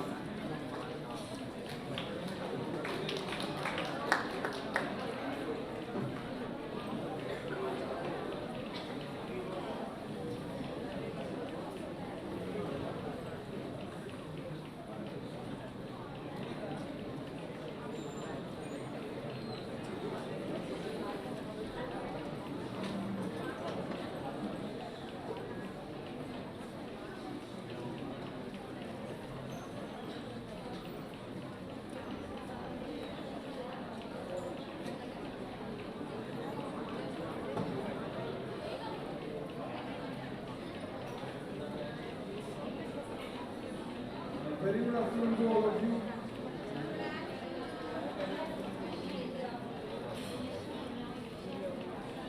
So I request all the people to kindly join the session because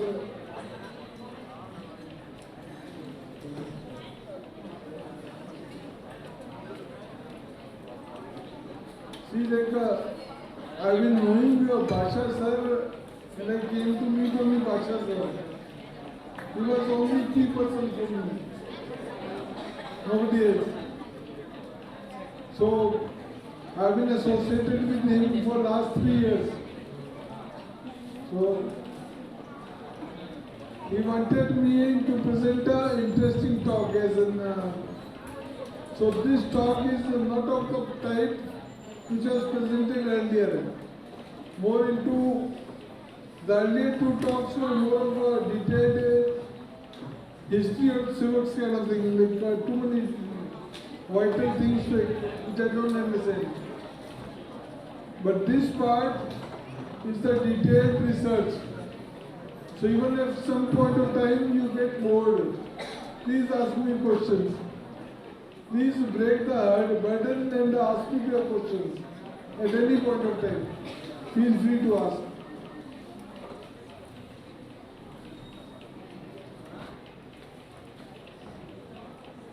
As the sir was saying that most of us have diabetes and that India is a growing diabetes capital with too many patients.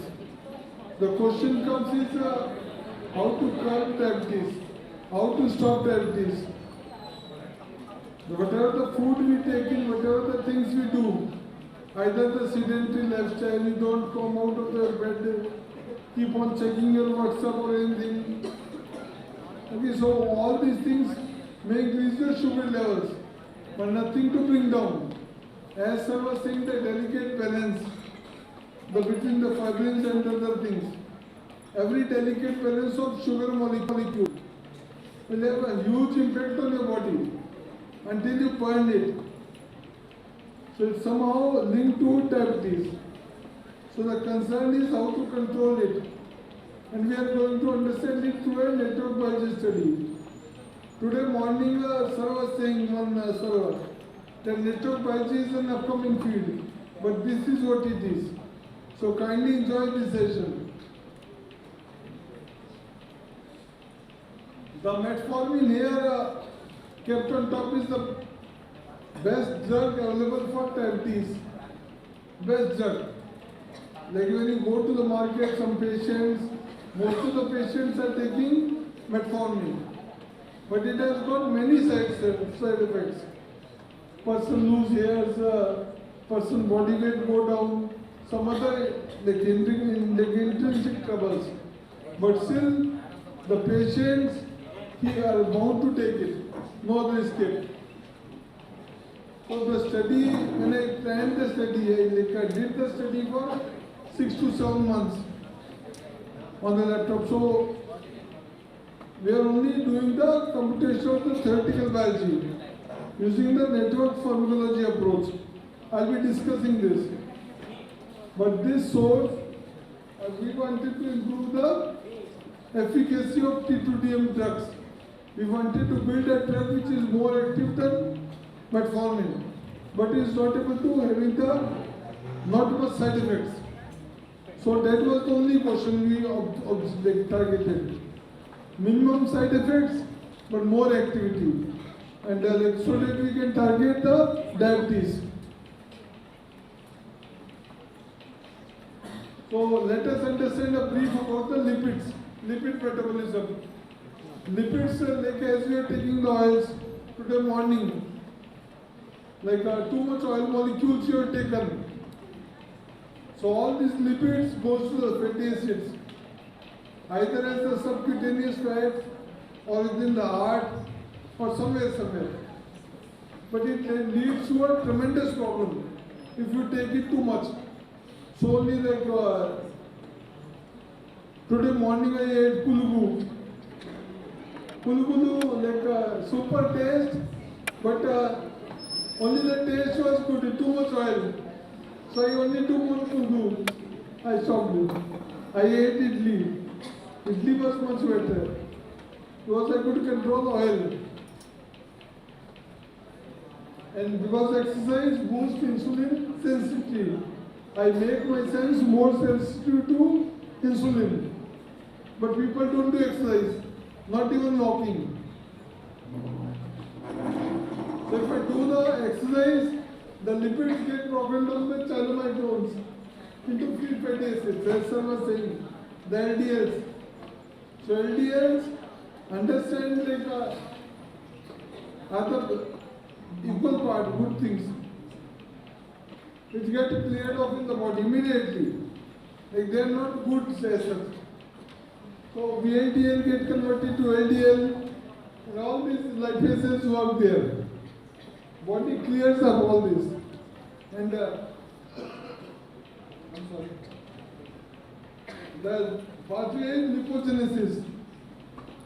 So it gets stored in the adipose tissue as subcutaneous fat or get used up. Energy production. So gluconeogenesis is going on in liver also. Excess fat gets stored in liver as glycogen. So whenever you are doing a fast for 5 days, 10 days, after glucose stock gets over, glycogen stock comes here from liver. That's how the like small pathways there. I have shown the detailed pathway also. And these are the major targets associated with different drugs. Whenever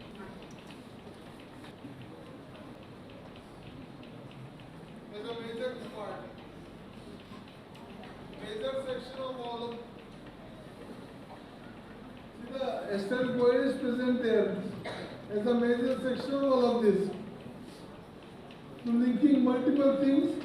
I start going, you may be remembering like the TCA part is linking it to the TCA cycle, useful energy.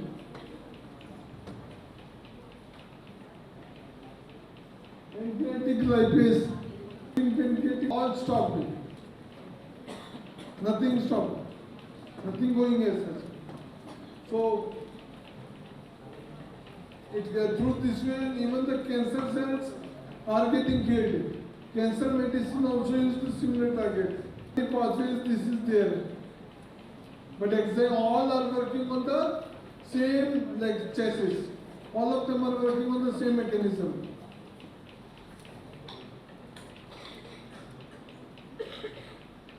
ATP citrate lyase.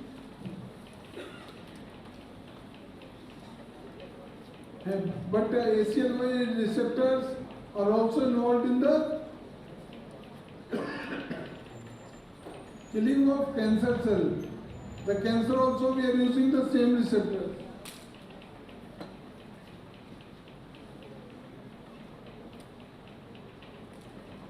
PPAR gamma. PPAR gamma is the major key protein involved here. So now we are seeing that obesity is just not one disorder, not just one disease. Like when we are saying type 2 diabetes or the obesity, these two are seeming different but they are connected. Obesity can induce, understand the major difference. Obesity can induce type 2 diabetes because the enzymes will be impaired. See the proof there, proof.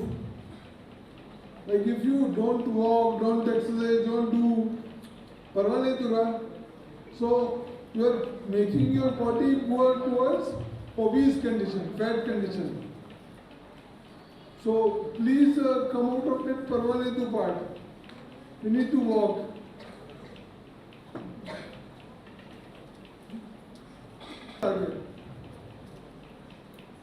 So these are the major drugs used here. Metformin, sulfonylureas, glitazones, alpha-glucoside receptors inhibitors, or SGLT2 inhibitors. Okay, these inhibitors are mainly targeting all these enzymes. But still, what is the problem? Is again the same trouble. T2TM is again there, obesity is again there. Developed so far are waste. Whatever the research done so far by the, I'll not criticize like morning people, better, which is involving many enzymes, such gaps, targets, that's it. What to do? I wanted to build a drug gates, more, you know, to skip my hands, So I started doing the Venn diagrams and other things.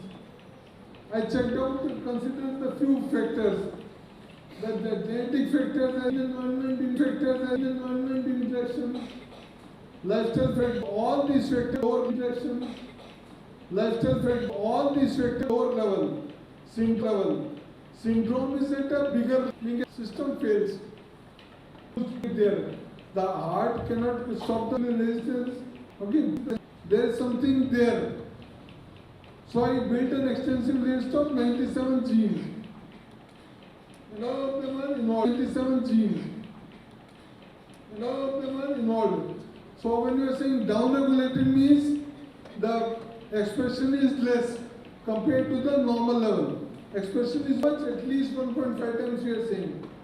Okay, so that we can statistically make a clear difference. Okay, our answer to the part property is a huge list. Answer to the part property is a huge list. So I made an extensive list. And then I decided the roadmap like this. I constructed the PPI network, protein-protein interaction network. Then I target gene prioritization which genes are being biological significant. Come here, see. significance. Come here, see. Okay. After I came to 80, having the first. After I came to 80, having the which pathway the genes are connected, which things, which functions, which pathway the genes are connected, which things, which functions, genes are connected, which things, which functions, genes are connected. Genes are connected. So it would come out. Then the cake pathways. This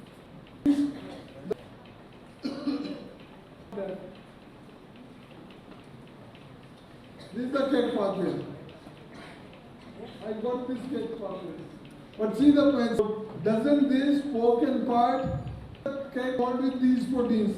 In the interaction, most activities targeting all my 97 genes. Yes or no? See? Getting 1414 genes. And then other 42 goes up. So major part, the T2TM genes are untouched by metformin. So then how that is better? Protein and the top 10 genes. Likewise for metformin. And when I'm doing that, see the top 10 genes. 8 genes are common. You can see that. Second and sixth gene there, metabolic syndrome, which metformin could predict them. For instance, in body top level genes. And they are now key genes involved in different organs of the body. And that's how they are regulating.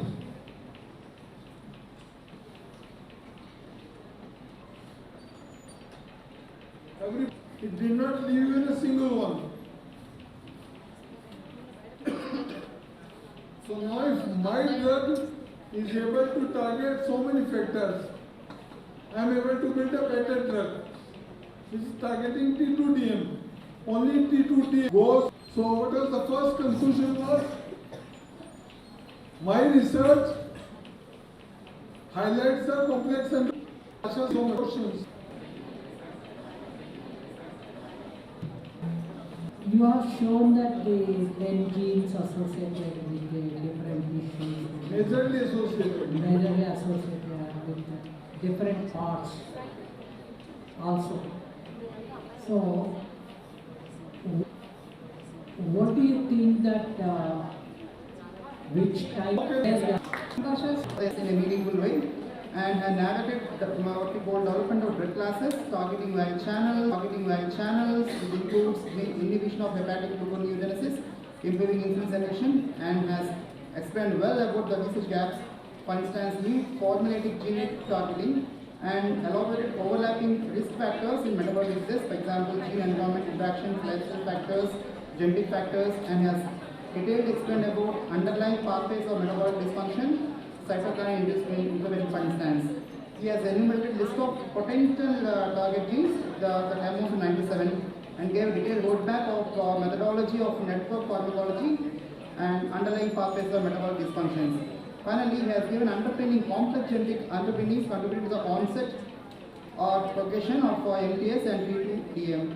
Finally, I must say that Dr. Ashish sir, we have immersed into the world of computational biology, just like we used to do. Thank you so much.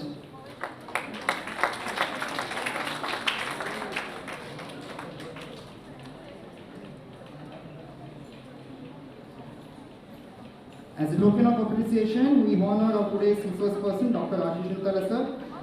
I request all the committee members to please join in the organization process.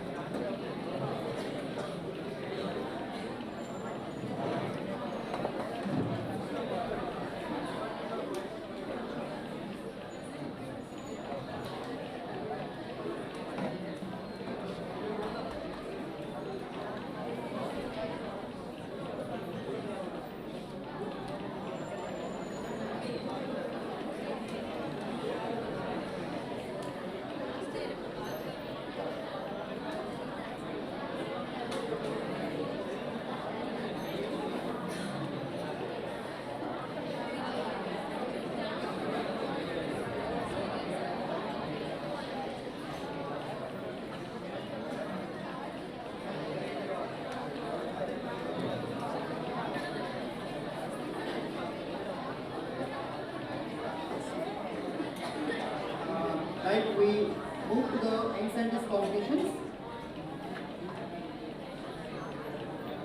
I request Y. Prashanti ma'am to please start this lecture. I request all the participants who are actually participating in the young scientist competitions, please be ready with your slides. You are going to have 6 minutes of time and 2 minutes for discussion, right? Please be ready. After ma'am's talk, please be ready with your PPT so that we can move on quickly. Thank you.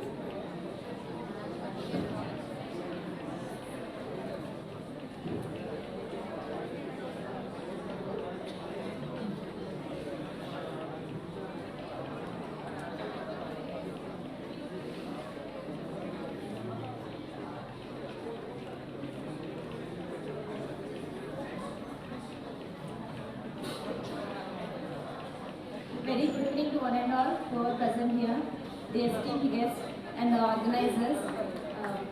I am very happy to present regarding the research work which I have already done, and this paper was also published. And moreover, you might have known that the size of the particles, the size of the things matters a big difference. So here I am going to present how the size varies and how the size varying shows the differences in the. Here I am going to present regarding the sustainable phytomediated synthesis of the, as I told, the size is nothing but the nano size. So here I am going to discuss about the nanoparticles. You might have studied regarding the nanoparticles in your theory. Here I am going to present from the field level to the synthesis of the nanoparticles and how they are going to the evaluated, and the evaluated nanoparticles are they working or not. You can judge here and you can see here. So here the nanoparticles are synthesized from a peculiar plant, that is the Geodorum densiflorum. Here I will show how the nanoparticles are synthesized and how the size varies the difference. I am going to present here regarding the sustainable phytomediated synthesis, and as sir already introduced myself, I am I. Prasanthi, full-time research scholar from the Yogi Vedanta University, Kadapa. Here the contents I am going to present here regarding the introduction, review of literature, methodology which I have followed, and the results which I have obtained, and the future scope of the work which I have already done. This is regarding the introduction. As I told, the phytomediated synthesis stands for the plants which mediate the synthesis in the chemicals to form the nanoparticles. Here the plant which we have used is the orchid plant, and just regarding the orchids, I give you only one point of the introduction. You know that the orchids are known for their lovely blooms. Along with that, the lovely blooms, they are also known for their phytomedical properties. So here we can see the phytomedical properties of only one plant, that is nothing but the Geodorum densiflorum. It is a terrestrial orchid which are having a medicinal properties. The main phytochemical constituents present in the flavonoids, alkaloids and the terpenoids. These are the main constituents which are responsible for different activities, which are nothing but the treating the skin diseases, diabetes, as well as the dysentery and the regulating women menstrual cycles. These are the extensive medicinal properties of the Geodorum densiflorum orchid.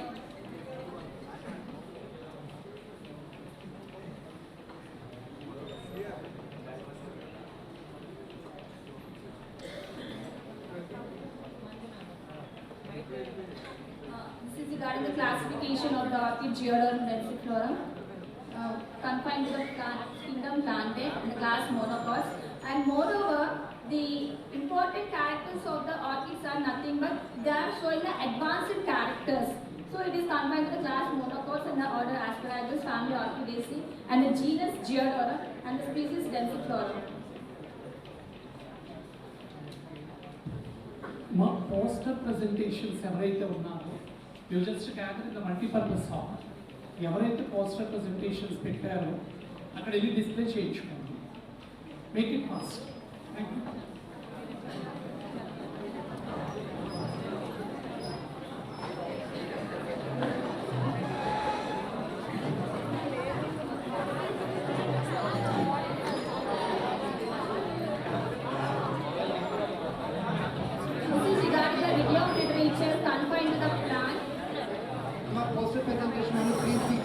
Judges రెడీగా ఉన్నారమ్మా. మీ concern slot దగ్గర నుంచోండి. Sir వస్తున్నారు. Please ready for the evaluation.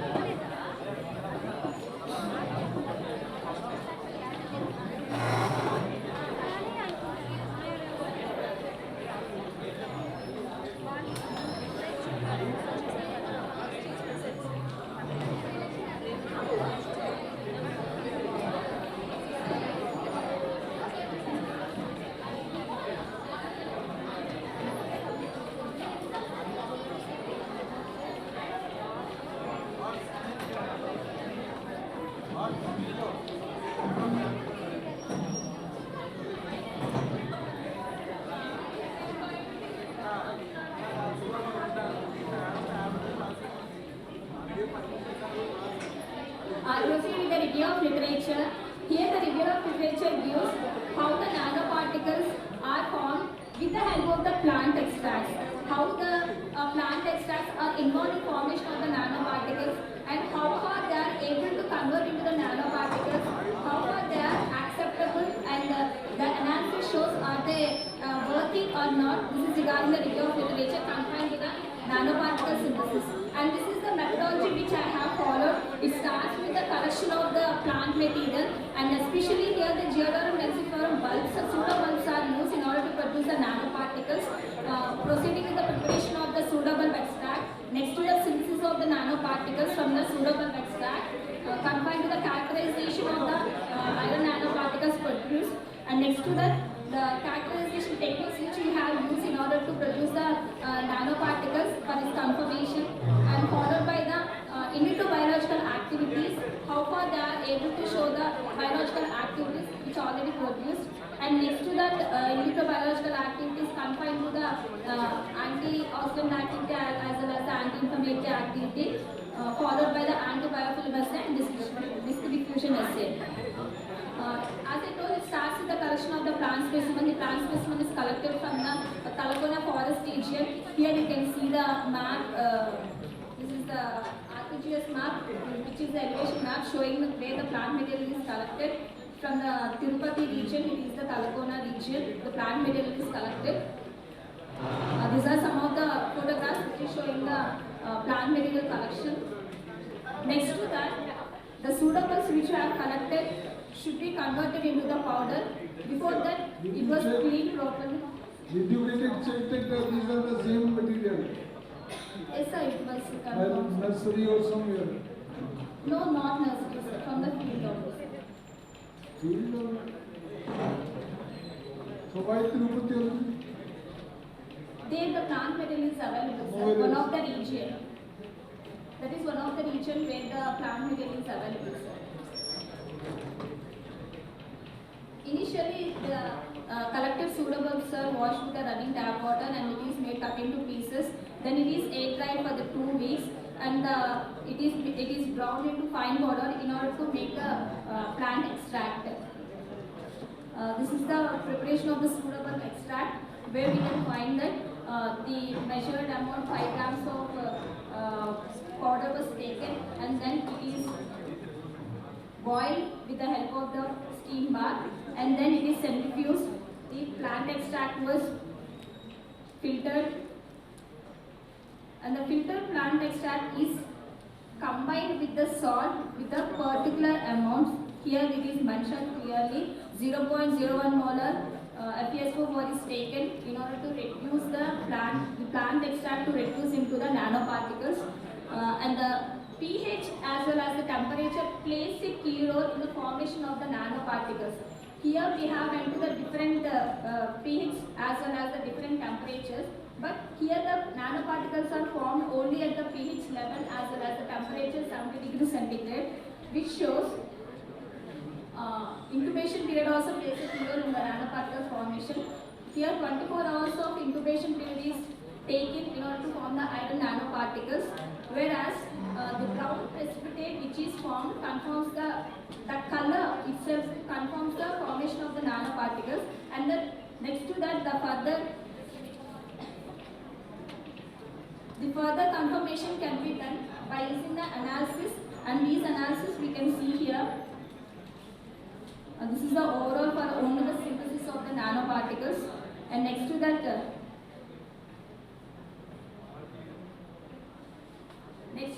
the results which confirms the formation of the nanoparticles. The primarily is the UV. The UV peak, which is obtained at 260 to 300 nanometers, confirms the formation of the iron nanoparticles. And next to that, the XRD shows the different peaks, the short peaks and the long peaks. Here you can see that there are both the peaks which confirms there is a crystalline nature as well as the amorphous nature. The short peaks shows the amorphous nature, whereas the long peak shows the crystalline nature.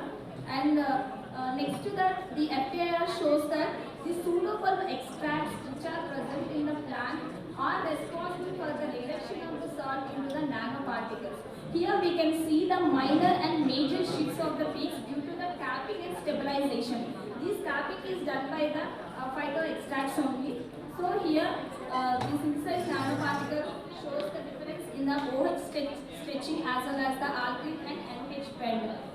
In the graph C, we can see that the red line indicates the plant extracts, whereas the black line indicates the nanoparticles.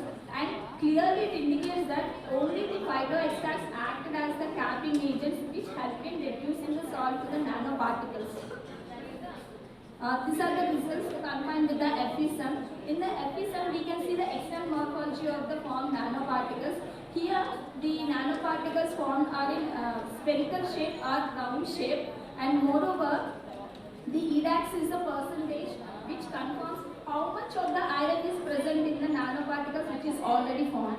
So here in the EDAX analysis, we got that Fe is in 45.27%, whereas the oxygen is in 54.70%. By comparing the above results with the literature which is already available, it was confirmed that the nanoparticles are formed by using the phytochemical extract of the geodorum densifluoride.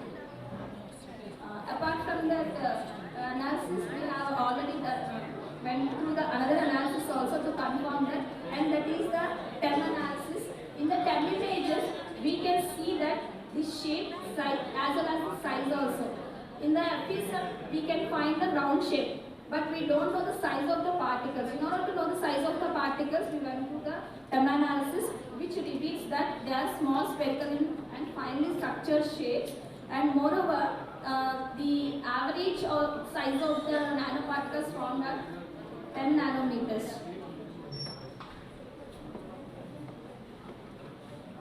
The zeta and DLS are very crucial for the confirmation of the nanoparticles. Why? Because means as the nanoparticles are formed, how far they are stable. This is confirmed with the help of the zeta and DLS potential. In the zeta, we can see that the size of the particles, how the surface charge is associated with it. So here we can see that the identified DLS and zeta potential analysis, the mean particle size, the average mean particle size is determined as 279 nanometers, and it is done with the help of the distilled water. And the charge which here we can find that is minus 1.97, which indicates the strong anion in nature. And next to that, the zeta potential. The zeta potential confirms the dispersion stability, how stable the nanoparticles are after dispersion. So here zeta potential, here the average size of the zeta potential is minus 0.5. As compared to the literature, the zeta and DLS potential, which is already present with the formed nanoparticles, it is confirmed that they are stable and are showing the strong nature of the anionic nature. With these confirmations, we have found that the iron nanoparticles formed are stable and they are legible with the help of the review of literature. So we have proceeded to the activities which we show that yes, they are. What is the lowest possible value of zeta score? What is the lowest possible value for zeta score? Minus 0.5, sir. Lowest? Yes, sir. Below this, nothing is there. No, sir. No, sir. Below this, nothing is there. No, sir, it has not shown Minus sir. 1, minus Dispersion 1.5. stability. The dispersion stability is obtained at minus 0.51, sir. So with this confirmation, we have went to the activities, sir. So how this implies stability or activity? So they are. This person is coding. Yes, sir. How it implies stability? And not only with the stability, with all the features, with all these analysis characters, we have shown that they are. Where are the other features showing the stability? What are the scores? Here are the scores, sir. This score. In the picture B, we can find the DLS potential, sir. With the nanoparticle size increasing, they are decreasing it.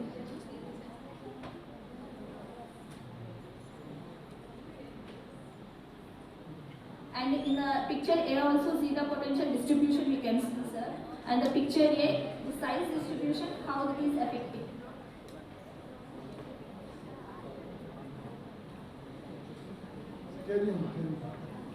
Next to that, these are the activities which we have done. The first one is the antioxidant activity with the help of the DPPH and ABTS assay.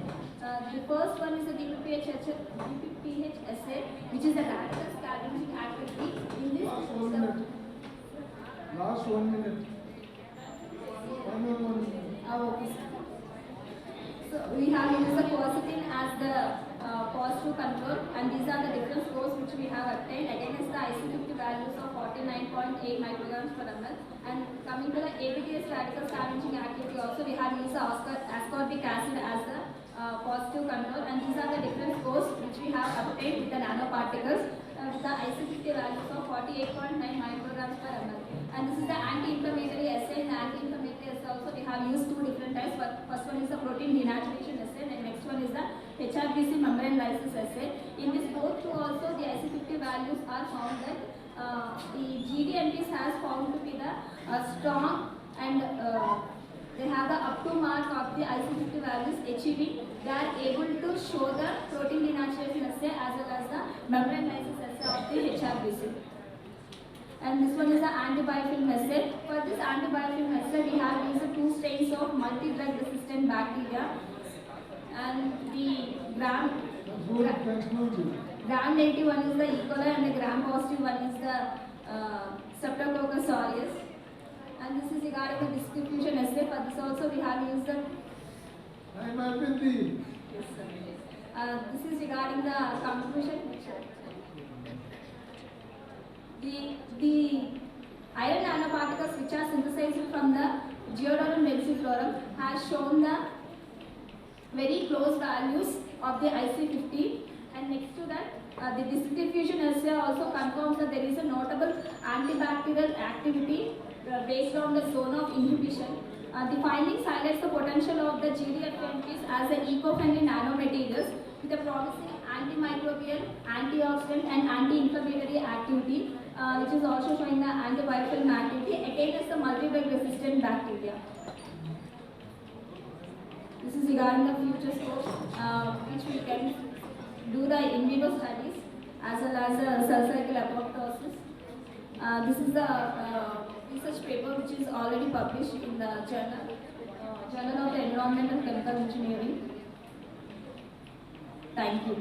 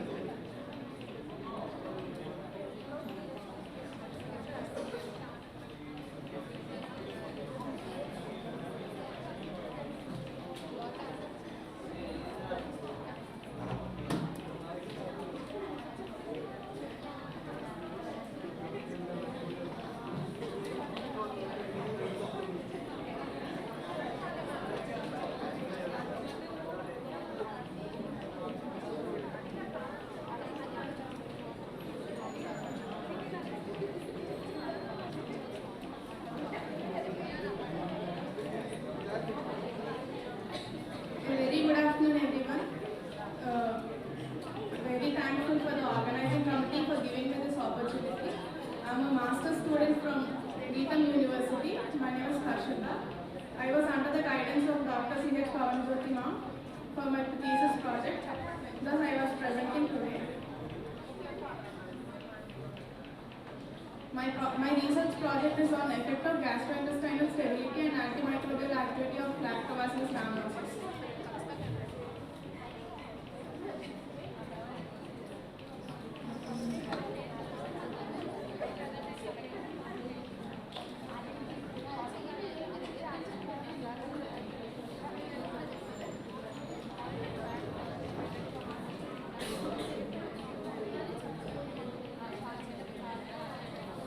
As you all know, Lactobacillus rhamnosus is a probiotic.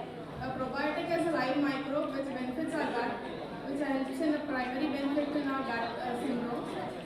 Mainly bacterial probiotics are Lactobacillus acidophilus and Lactobacillus rhamnosus and Lactobacillus lantana. Bifidobacterium annualis, Bifidobacterium lactis and Bifidobacterium longa are also known as bacterial probiotics. There are different strains in the genus level and species level probiotics. There are many benefits for the probiotics, as well as the yeast probiotics are Saccharomyces cerevisiae and Saccharomyces boulardii, and they have different strains and they have different benefits too. And there are many health benefits of probiotics. They may improve mental stress, they decrease in antibiotic resistance, they improve our healthy skin, lower blood pressure, diabetes treatment, and immune complex specificity. There are many ideal probiotic characteristics. They are non-pathogenic, genetically recognized as safe, acid and bile tolerant, lactic acid producer. They have short generation time. They have adhesive gut lining, robust and survival processing conditions, genetically stable and have anti-genotoxic property. These all probiotic characteristics I am going to explain in my organism known as Lactobacillus rhamnosus. It has a strain number MTCC 1408. According to ICMR guidelines, the strain is identified according to genus, species and strain. The deposit is strained under the MTCC Chandigarh. Screening of potential probiotic strains. There are many in vitro tests like hemolytic activity, antibiotic susceptibility, antimicrobial activity and acid tolerances. There are many in vivo studies in animal models and human clinical evaluations. According to in vivo studies, animal models related to safety and efficiency. In clinical human evaluations related to safety, efficiency and effectiveness. Applications are therapeutic applications and probiotic use. After that, the labeling will be done and the size of efficacy will be surveyed. There are many probiotic sources. As commonly we all know, the probiotic source is yogurt and milk.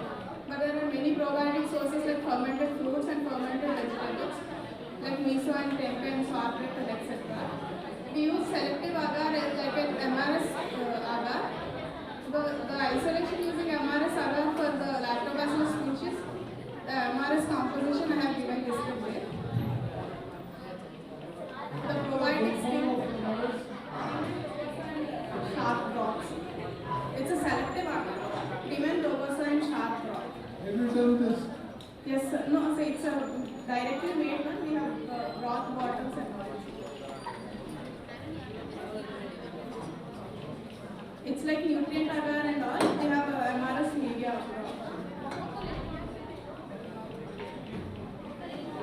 Isolation of probiotic strain. We have many probiotic sources like milk and all. But this just as an example, we have isolated a coffee fruit. This we haven't not done, but it's an example where I have kept. My strain probiotic Lactobacillus rhamnosus is from MTCC Chandigarh. I have listed before. It's a 16 gene product and a biochemical test they have done in Chandigarh microbial type culture collection. Now I have done a hemolytic activity, antibiotic susceptibility and antimicrobial activity. As I already said, my organism is Lactobacillus rhamnosus. It's a MTCC strain number 1408. I have three objectives here: safety and screening evaluation, functional characterization, encapsulation study. According to safety, we can say that it's a consumable or not. According to functional characterization, what it is producing, we can list out. According to encapsulation, how the different way to enter into our body, we can efficient. According to hemolytic activity, my organism is non-hemolytic. It doesn't destruct any red blood cells, so it's not harming our body. According to antibiotic susceptibility, we have tested in 3 antibiotics: tetracycline, erythromycin, and chloramphenicol. We have seen the 3 susceptible regions of lactobacillus rhamnosus on MRS agar plate. So it's a susceptible one. It's not carrying any resistance to other organisms. Stress tolerance. We have taken our organism is stress tolerant to our body or not. Finally, its a physical barrier is our gut and intestine and gastric juice. So we have tested in simulated intestinal and simulated gastric juice. The organism is surviving or not. The free cells are surviving, but we want to try more effectively, so we have encapsulated it. In a simulated intestinal juice and simulated gastric juice, we can identify the organism is surviving in little efficiently, but not in a more viable way. Antimicrobial activity, we have done on 4 organisms like Salmonella, Staphylococcus aureus, E. coli, and Salmonella enterica, Pseudomonas aeruginosa. We have tested on nutrient agar plates. Antimicrobial activity, we have tested for that. We have got a zone of inhibitions and 12 to 20 nanometers ratio. So we have concluded by evaluating there are antimicrobes metabolites producing bacteriocins like organic acids like lactic acid, because it's a lactobacillus one. No, we can tell by concluding it's producing lactic acid. So we have done the production value by titration method. By titration method, we have added NaOH as the titrate agent, and the NaOH volume we have listed, and we have found the 1.8 gram per liter is we got it for 10 ml of broth. So we have done it by 1.8 gram per liter is the lactic acid production according to the titration method. But in an effective way, we have done a HPLC one with the comparison with Lactobacillus acidophilus and Lactobacillus rhamnosus. Lactic acid analysis by 85% lactic acid as control, and H2SO4 as a mobile phase 0.005 molar. And we have done a CFS one, and C18 column is used. Flow rate is 0.8 to 1 ml per minute. Sample volume is 10 to 20 microliters injected into column. So detection time is 20 minutes and UV detection is 210 nanometers for lactic acid. According to this peaks, we have concluded with the lactic acid determination is very high. Last 2 minutes. Lactobacillus rhamnosus has highest production than Lactobacillus acidophilus at the C20 210 nanometers. We have done encapsulation one, right? The encapsulation of the Lactobacillus rhamnosus in MRS broth, 35 degrees is the growth rate, 35 degrees Celsius is the incubation period, incubation temperature for 24 hours. Centrifuge, we got a pellet, no? The pellet one is we added into the previous one, and for 2 times washing and strain for confirmation. The strain is confirmed as the Lactobacillus rhamnosus because due to the lactic acid bacteria, which is a rod-shaped bacteria, and the violet and crystallized color staining is the one which confirmed it. We have done extrusion technique for the encapsulation. Extrusion by adding a CaCl solution, we added sodium alginate and pectin solution. Sodium alginate is also a single polymer. With a single polymer, we can't make the organism. So we added pectin as also a polymer, and it's a natural polymer, right, from plant extract. We have checked the encapsulation efficiency, whether the organism is surviving in the encapsulated one or not. We have tested by the colony forming units. And we have got the encapsulation efficiency by the percentage of viable cells in the encapsulated bead. We have done a swelling analysis where the binding in the liquids has been tested. When we take in any organism, the organism is to be reached to intestine or gastric juice. On that intestine or the gastric juice, the capacity of liquid is binding or not. It's why that swelling analysis is done. We have done simulated intestinal juice and gastric juice for free organism, right? For the encapsulated cells also we have done it. But for the encapsulated cells we have taken beads for the testing into simulated intestinal gastric juice. We have concluded by evaluating it as encapsulated beads improved survival in gastrointestinal juice when compared to free cells. We have got a more survivability and viability range in encapsulated beads than the free cells of the Lactobacillus rhamnosus organism. These are the plates we have taken different compositions of alginate and pectin compositions, sodium alginate and pectin as a composition. How do you comment the survivability product? How do you comment about the plates? Survivability, how do you find out?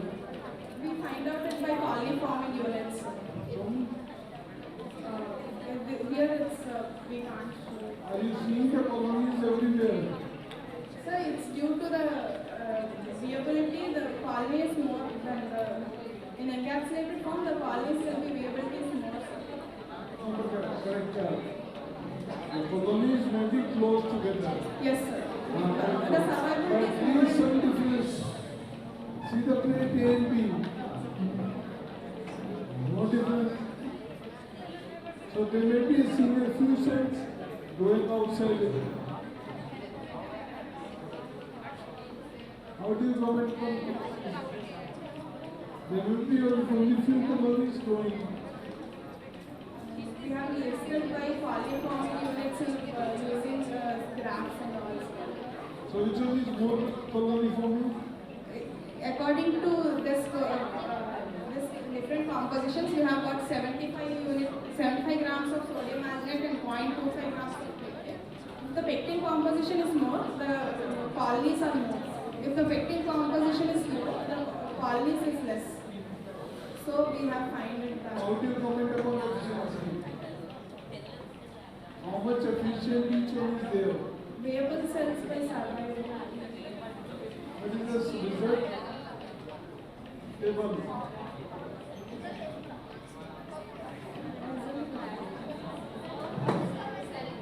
Did you find the survivability? Some number, decimals? Yes, sir. We find survivability and we are checking the staining and the bleeds. So it did not show the table.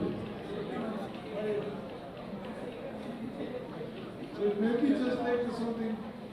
I should we believe? We have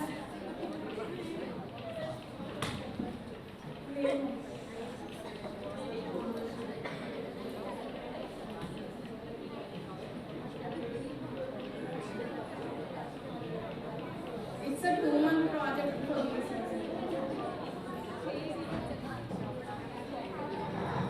The beads storage condition and normal room temperature, the beads have no contamination and no dehydration. And in refrigerated conditions also no contamination and dehydration. Like that you are assuming. No sir, we have stored the beads and we have evaluated. By concluding my organism, Lactobacillus rhamnosus is safe because we have seen hemolytic activity, there is no destruction on the blood agar. Antibiotic susceptibility according to tetracycline and chloramphenicol and all. There is no resistivity carried by the antibiotics. They survives in gastrointestinal stress, antimicrobial activity against Salmonella, Staphylococcus aureus and E. coli and Salmonella, Pseudomonas aureus.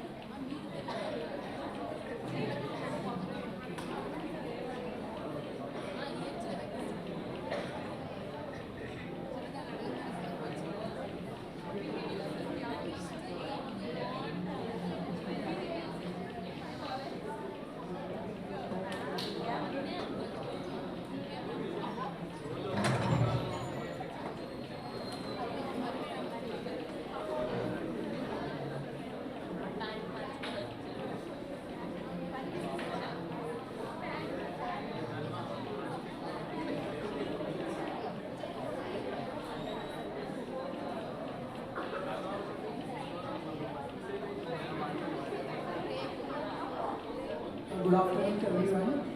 I'm K.S. Leela from Government College for Autonomous Kerala, affiliated to Yogi Vimana University.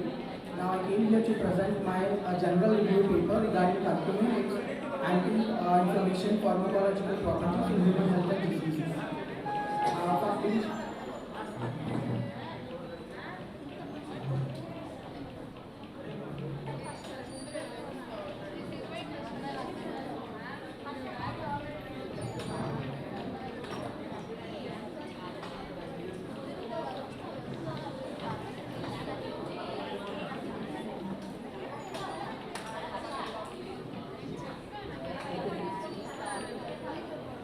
I would like to thank my professor, Dr. D. Veeramanendra sir, for giving me this golden opportunity to present over here. Yeah, let us discuss about curcumin pharmacological property, a study on anti-inflammatory activity on human health. Why we have been chosen curcumin is the sense it is scientifically stands for curcuma longa for having many curcuminate compounds such as diferrular nickel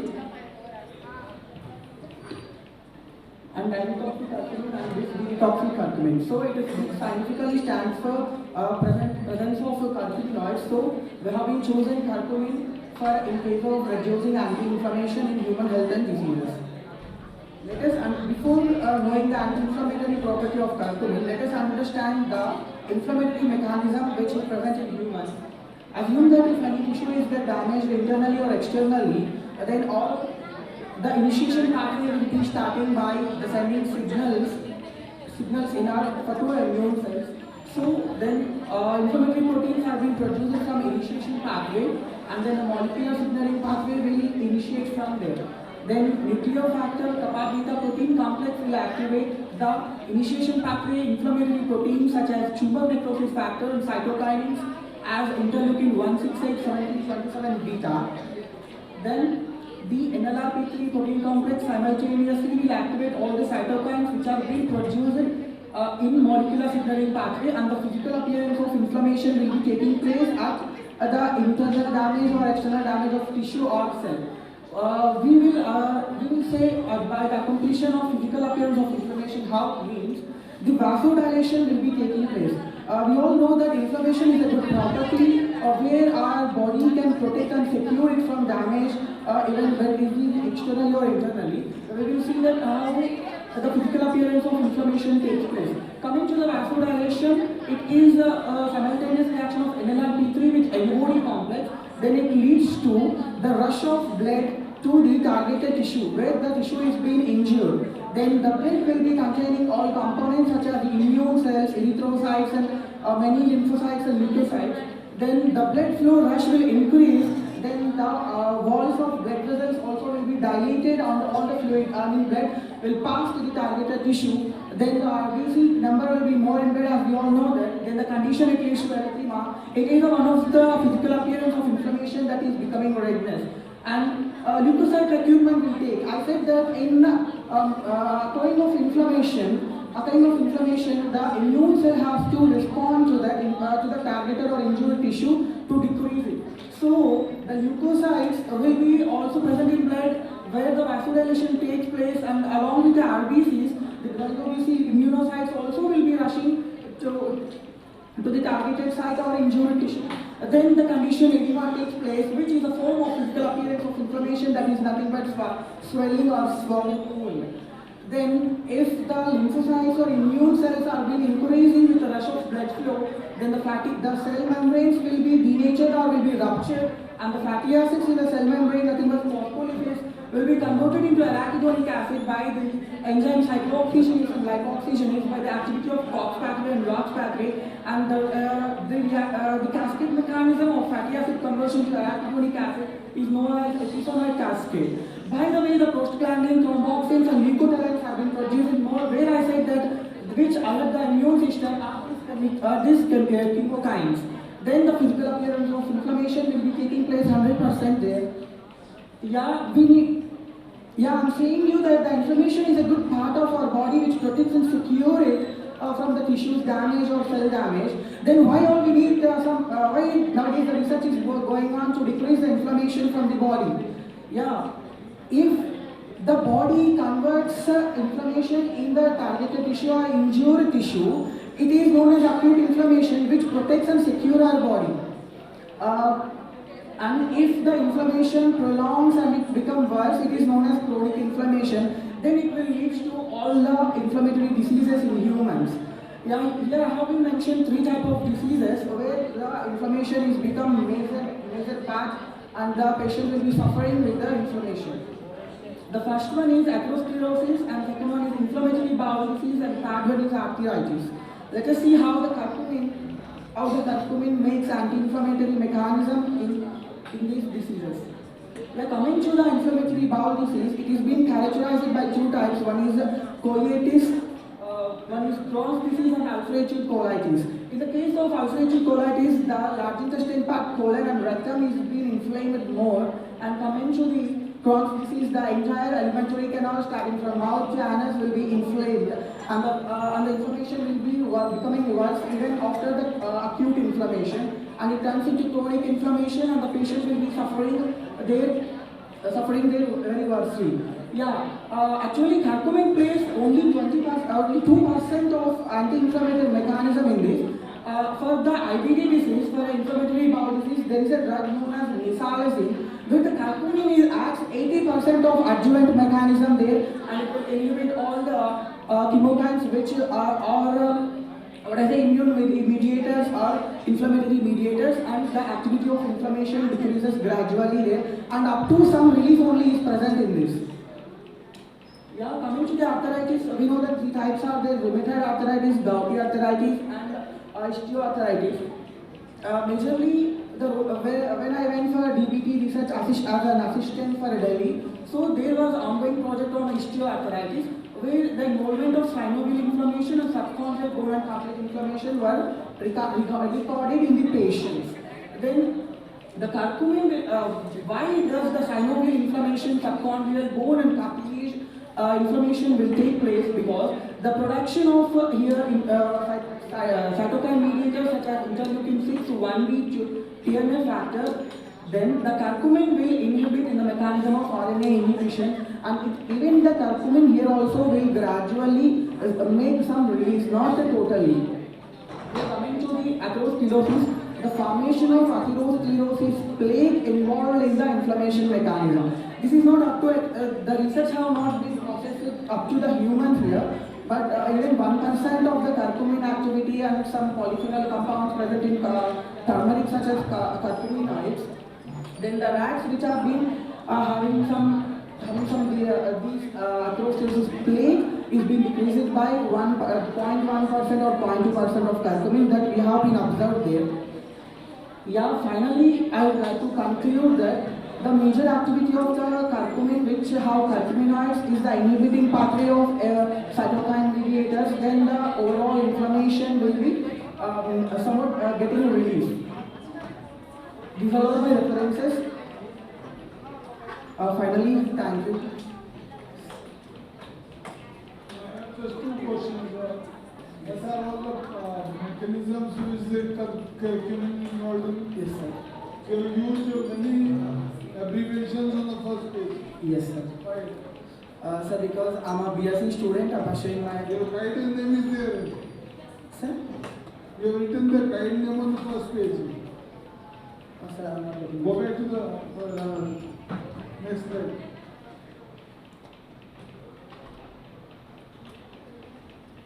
Written somewhere Dr.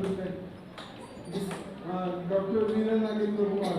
No, sir, I am guided by Veera Nagendra sir, but my name is down, sir, KSL Manmiha. Whoever it is, but yes, sir? they should guide you also, no, not to use abbreviations. Yes, sir, but but sir, I doesn't have answer to your question, sir, because why I have been used this. I was not prevalent about this knowledge, sir. But just for 1 week, I have went for the research assistant position in New Delhi. So for making easy, though, I have made it, sir. Second, what is the major advantage? How much dosage? How much? Yes, sir. How much should I take? Sir, if I went for prolonged research, I can mention all the data which you are asking me now, sir. But as a privilege I went there from in the level of bachelor student. So I have made all my what I have learned there. So don't you think you are underprivileged to get the young scientist? Because many of the bachelor students don't get to work as research scholar assistants, sir. And in thousands I have got from a small degree college. I went to Delhi and I have worked for only 1 week, sir. There the work is going on. So what I have noticed is that I have presented here, sir. Your work should be better than the earlier two.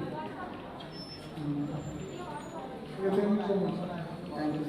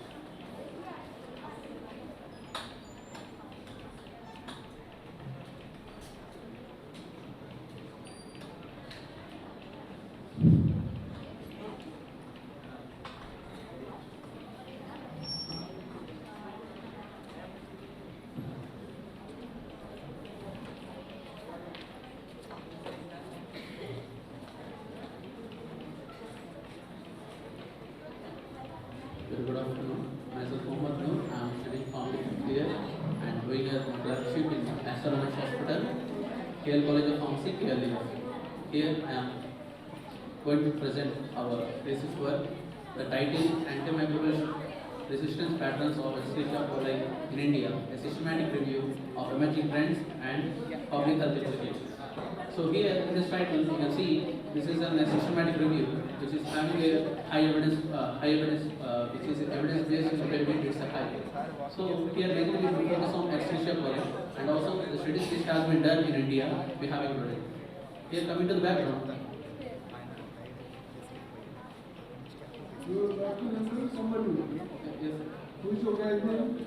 Dr. Rana Kishore. Dr. Rana Kishore. In pharmacy practice. How many years completed? He is an associate professor, sir. How many years you completed at KU? I am in my fifth year. Fifth year of our course is of 6th year and it is a PG integrated course. So we work in hospital and we also do in our academics. It's a bridging course. Yeah, I have until now I have completed of 12 publications. All are indexed in Scopus and Web of Science, and I am also a president of H2 index. Sir?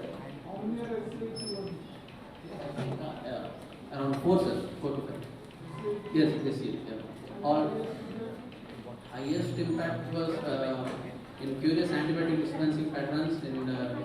It's about 10 citations. Impact factor was about my highest impact factor was 3.2. Sir, continue, sir. So here the background, why we are majorly focusing on this antimicrobial resistance. It is being very what we can see is the patients who are getting antibiotics and they are very being resistant when we are coming off culture. So when we are working in our hospital settings, we have find it, and I am personally working in antibiotic resistant antibiograms. So what is this antibiogram is? We will, when the culture is given, and then the culture will be shown, and we will show the different types of antibiotics and which are susceptible to intermediate and resistance. There we majorly focus on this Escherichia coli, where the culture was majorly of urine. The urine culture will be done, and out of that we will find out the major antibiotics are resistance, and some are intermediate, and majorly very small amount of will be susceptible for the antibiotic.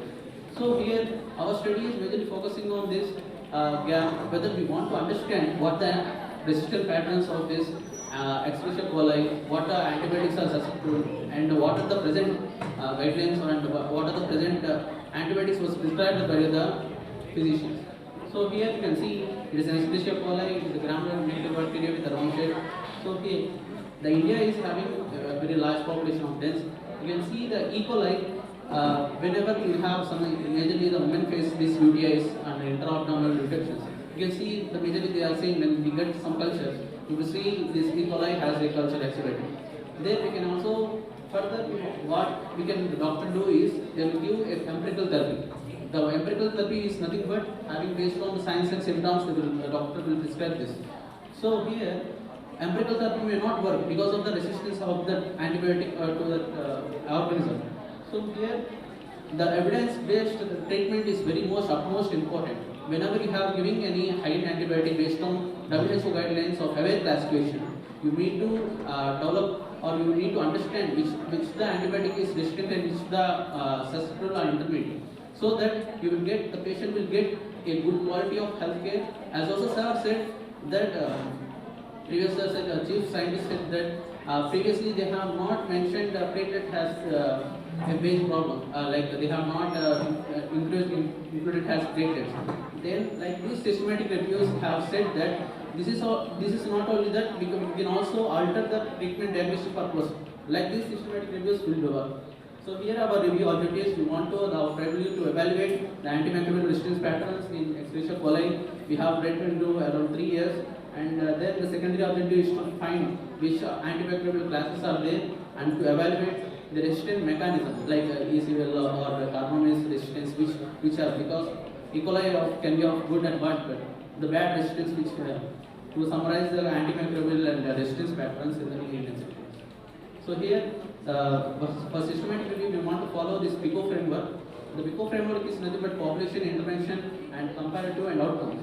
Here the population is who are suffering with the or isolated with Escherichia coli, and the intervention is with the antimicrobial agents and uses patterns for resistant patterns. The comparative, we have compared with this hospital and community based and outcomes with the prevalence and patterns of antimicrobial resistance. In these study designs, we have included only of cross-sectional observational studies or hospital-based observational studies and retrospective data and community-based epidemiologies. We have excluded these case reports, editorials and non-original database, which means of reviews and molecular studies evaluating the studies. So here we have found this. We want to go for the we want to follow this mesh search strategy of using of Boolean research, Boolean search, and or not. What means of suppose I research the example of Escherichia coli and community-based study and observational study in or in means we can either of it can be used. But we want to develop this terminology for PubMed, for Scopus or for the MBase, we want to develop separate search strategies for these MS terms. And we have also assessed for the bias assessment. What this bias means, the cross-sectional study will have some biases regarding of a selection bias or randomization, whether they have clearly mentioned about the selection process or while taking of sample size, we want to assess the difference. There is a different pattern for it. So here we have used this Ryan software. So we have different softwares for doing this systematic review. We have used this Ryan software because it is very easy handleable and also a low cost to premium cost. So here coming to our result section, you can see here we have it is only just started in the 1 month. So it is very short time. I already added few of my results, not very much. So here we have seen around 565 in PubMed searches and MS searches. Like you can see, we have excluded the duplications and also record screen. We have excluded few studies. As you see, we have excluded in study designs. We have excluded case reports and case control studies or review articles. We have excluded, and later on we have added 20 studies. In the 20 studies, which we have found it is, you can see the antimicrobial resistance in. Suppose if 22 to 75% has said that around 16% of studies said that they have the highest number of resistance for 75. And in the second image, you can see that the majorly we can see sulfonamides, penicillins and cephalosporins, later on quinones and amino acids are being resistant highly to this Escherichia coli culture isolated. And majorly these studies have been happened, or these are UTIs, urinary tract infections are there majorly, and then coming to bloodstream infections and intra-abdominal infections and sepsis. So infection types like UTI, they are mentioned in 9th. The most resistant antibiotics are fluoroquinolones and cephalosporins. But we have seen that key ESBL prevalence and blood infections with cephalosporins and carbonates are higher, and intra-abdominal sepsis infections are blood spectrum, broad spectrum beta-lactams, MDR strains.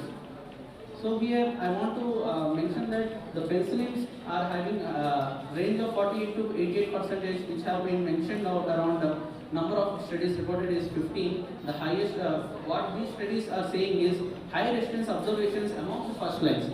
Why? Because we are observing the first line drugs has most resistance. Because here we also credited in our second we have conducted a study named antibiotic resistance patterns in community-based studies, pharmacies, where we will take whenever we get fever or something, we will go to pharmacy and we will take antibiotics. We will dispense antibiotics without any prescription. That is one of the major reasons we have also seen that, and we are the which in second unit we can see this the mechanism of antimicrobial resistance. What happens is it will remove the drug or it will change the. I can simply say that the mutation is happening between the cell wall or the protein structure or any enzyme has been degrading or upgrading. Because of that, it leading to the drug is not working. And also, while going to these number of studies, I have seen that like we are not only the humans getting one of the reason I am saying that not only the humans which are increasing this antimicrobial resistance patterns, but you can see that the antibiotics are using in our antimicrobials are using in animal source, plant source. This is a multi-sector. Like and also we have seen different things. So like while our doing a routine work in a hospital, like I have observed that E. coli among 485 samples we have got, in that around 300 to 350 the cholesterol is being intermediate. The what means of intermediate is whether we are thinking again we have followed. Then we have seen that the patients of patients with the cholesterol is mainly used in animal sources. Like they will animal sources is nothing but animal husbandry like milk or any of the animal sources or plant sources. Like we have using these antibiotics in the farming or in the animal husbandry in farming, and like that it has been transmitting from the drug has been transmitted from animals to the organism is being mutated, and that again we are using this like it is a circle, not only one stop where we can say that it is solely being by humans and all. We can also we want to restrict our not only by humans but also we want to restrict from other side also. We want to think of it. So my conclusion is that Escherichia coli is majorly high, having observed very high resistance patterns among highest antibiotic classes are penicillin and fluoroquinolones. And here you can see the cholesterol also resistance, but low. That's what I am saying. The cholesterol which is in E. coli is not resistance and also but susceptibility. It is intermediate. We can't say we can. Whenever the prescriber going to prescribe this drug, he is in a dilemma like whether I want to give or not. It's in intermediate, whether it work or not. Like in this concept, we need to understand that inappropriate human antibiotic use, but it is influenced by broadly ecological network, including antibiotic overuse in animal husbandry, agricultural practices, and environment contamination and microbial. And we can also demonstrate that One Health approach to address human animal environment. And I need to thank, and these are some references among studies. And I need to thank my college, College of Pharmacy, and the faculty, and the organizing team, and the management of Honorable Development. This did not get published. No, sir, it is under work. You have seen this object, right? Go further. How did you make the first drawing? Which one, sir? First drawing. This one?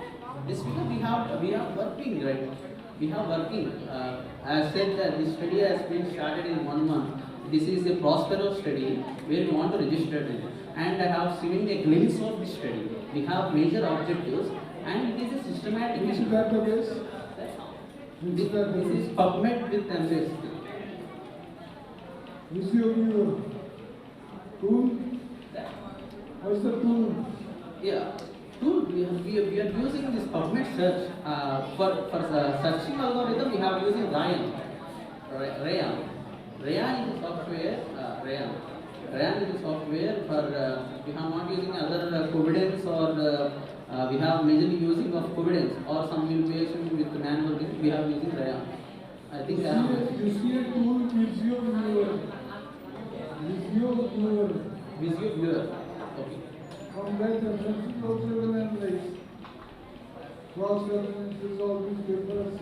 Yeah. Will analyze. Yeah, we have multiple, but that's what I'm saying. It's a glimpse of work like we have started 1 month. It's been more to be continued. Like of 6 months we need to do.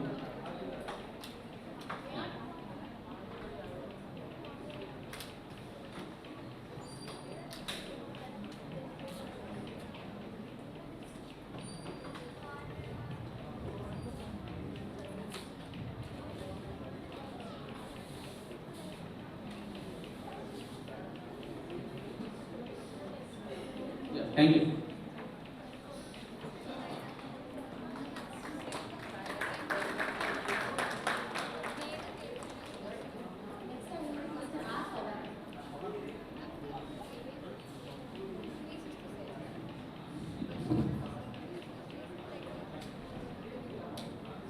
Mr. R. Pawan.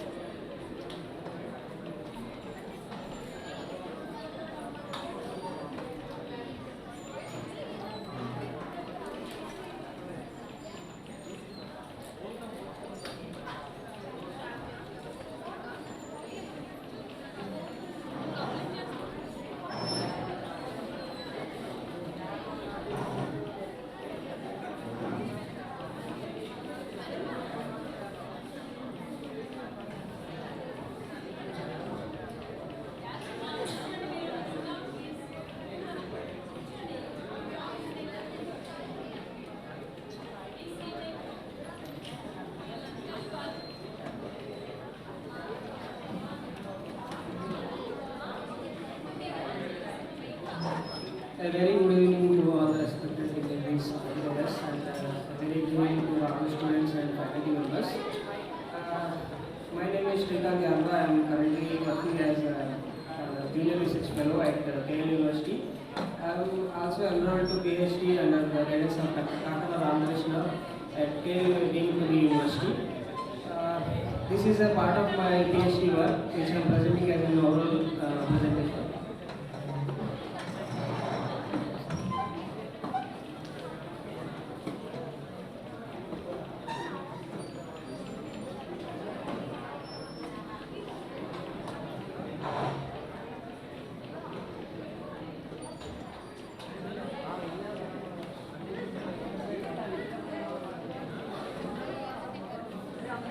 supposed to present the gene? Actually, I was a bit confused with the type of presentation I have to do. Yes, ma'am.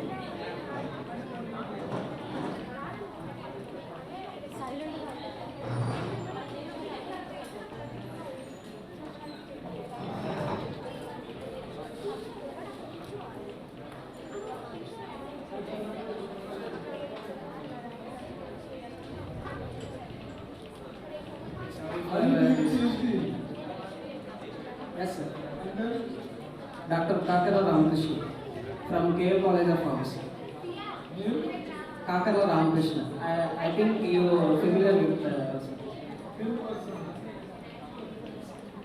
So, as a part of my PhD work, I am presenting this oral presentation. Coming to the title, the evolution of neuroprotective role of indole 3 cardinal against middle cerebral artery occlusion induced ischemic stroke reperfusion injury in rats. Coming to introduction, see the stroke, when cerebral blood flow is obstructed by a blood clot or by a cerebral vascular injury, it leads to decreased blood flow to the surrounding brain tissue, leading to effects of neurological behavior and loss of motor functions. It sometimes eventually lead to death. But stroke is the second leading cause of death in among the world, and it is also a major cause of disability. Stroke is majorly of two types. It is ischemic stroke. It is called ischemic stroke if it is obstructed by a thrombus blood clot, and it is called hemorrhagic stroke if the obstruction is caused by injury to the vascular central vasculature. And most of the cases are ischemic of origin. That means blood clot is preventing the blood flow. Here we are talking about ischemic stroke. See, in over 100 million people in the world are now affected by stroke and its complications. Stroke gives you permanent disability if it lasts more than 24 hours. So currently the available medication for stroke is we use antiplatelets in clinical setting. The main purpose of these antiplatelets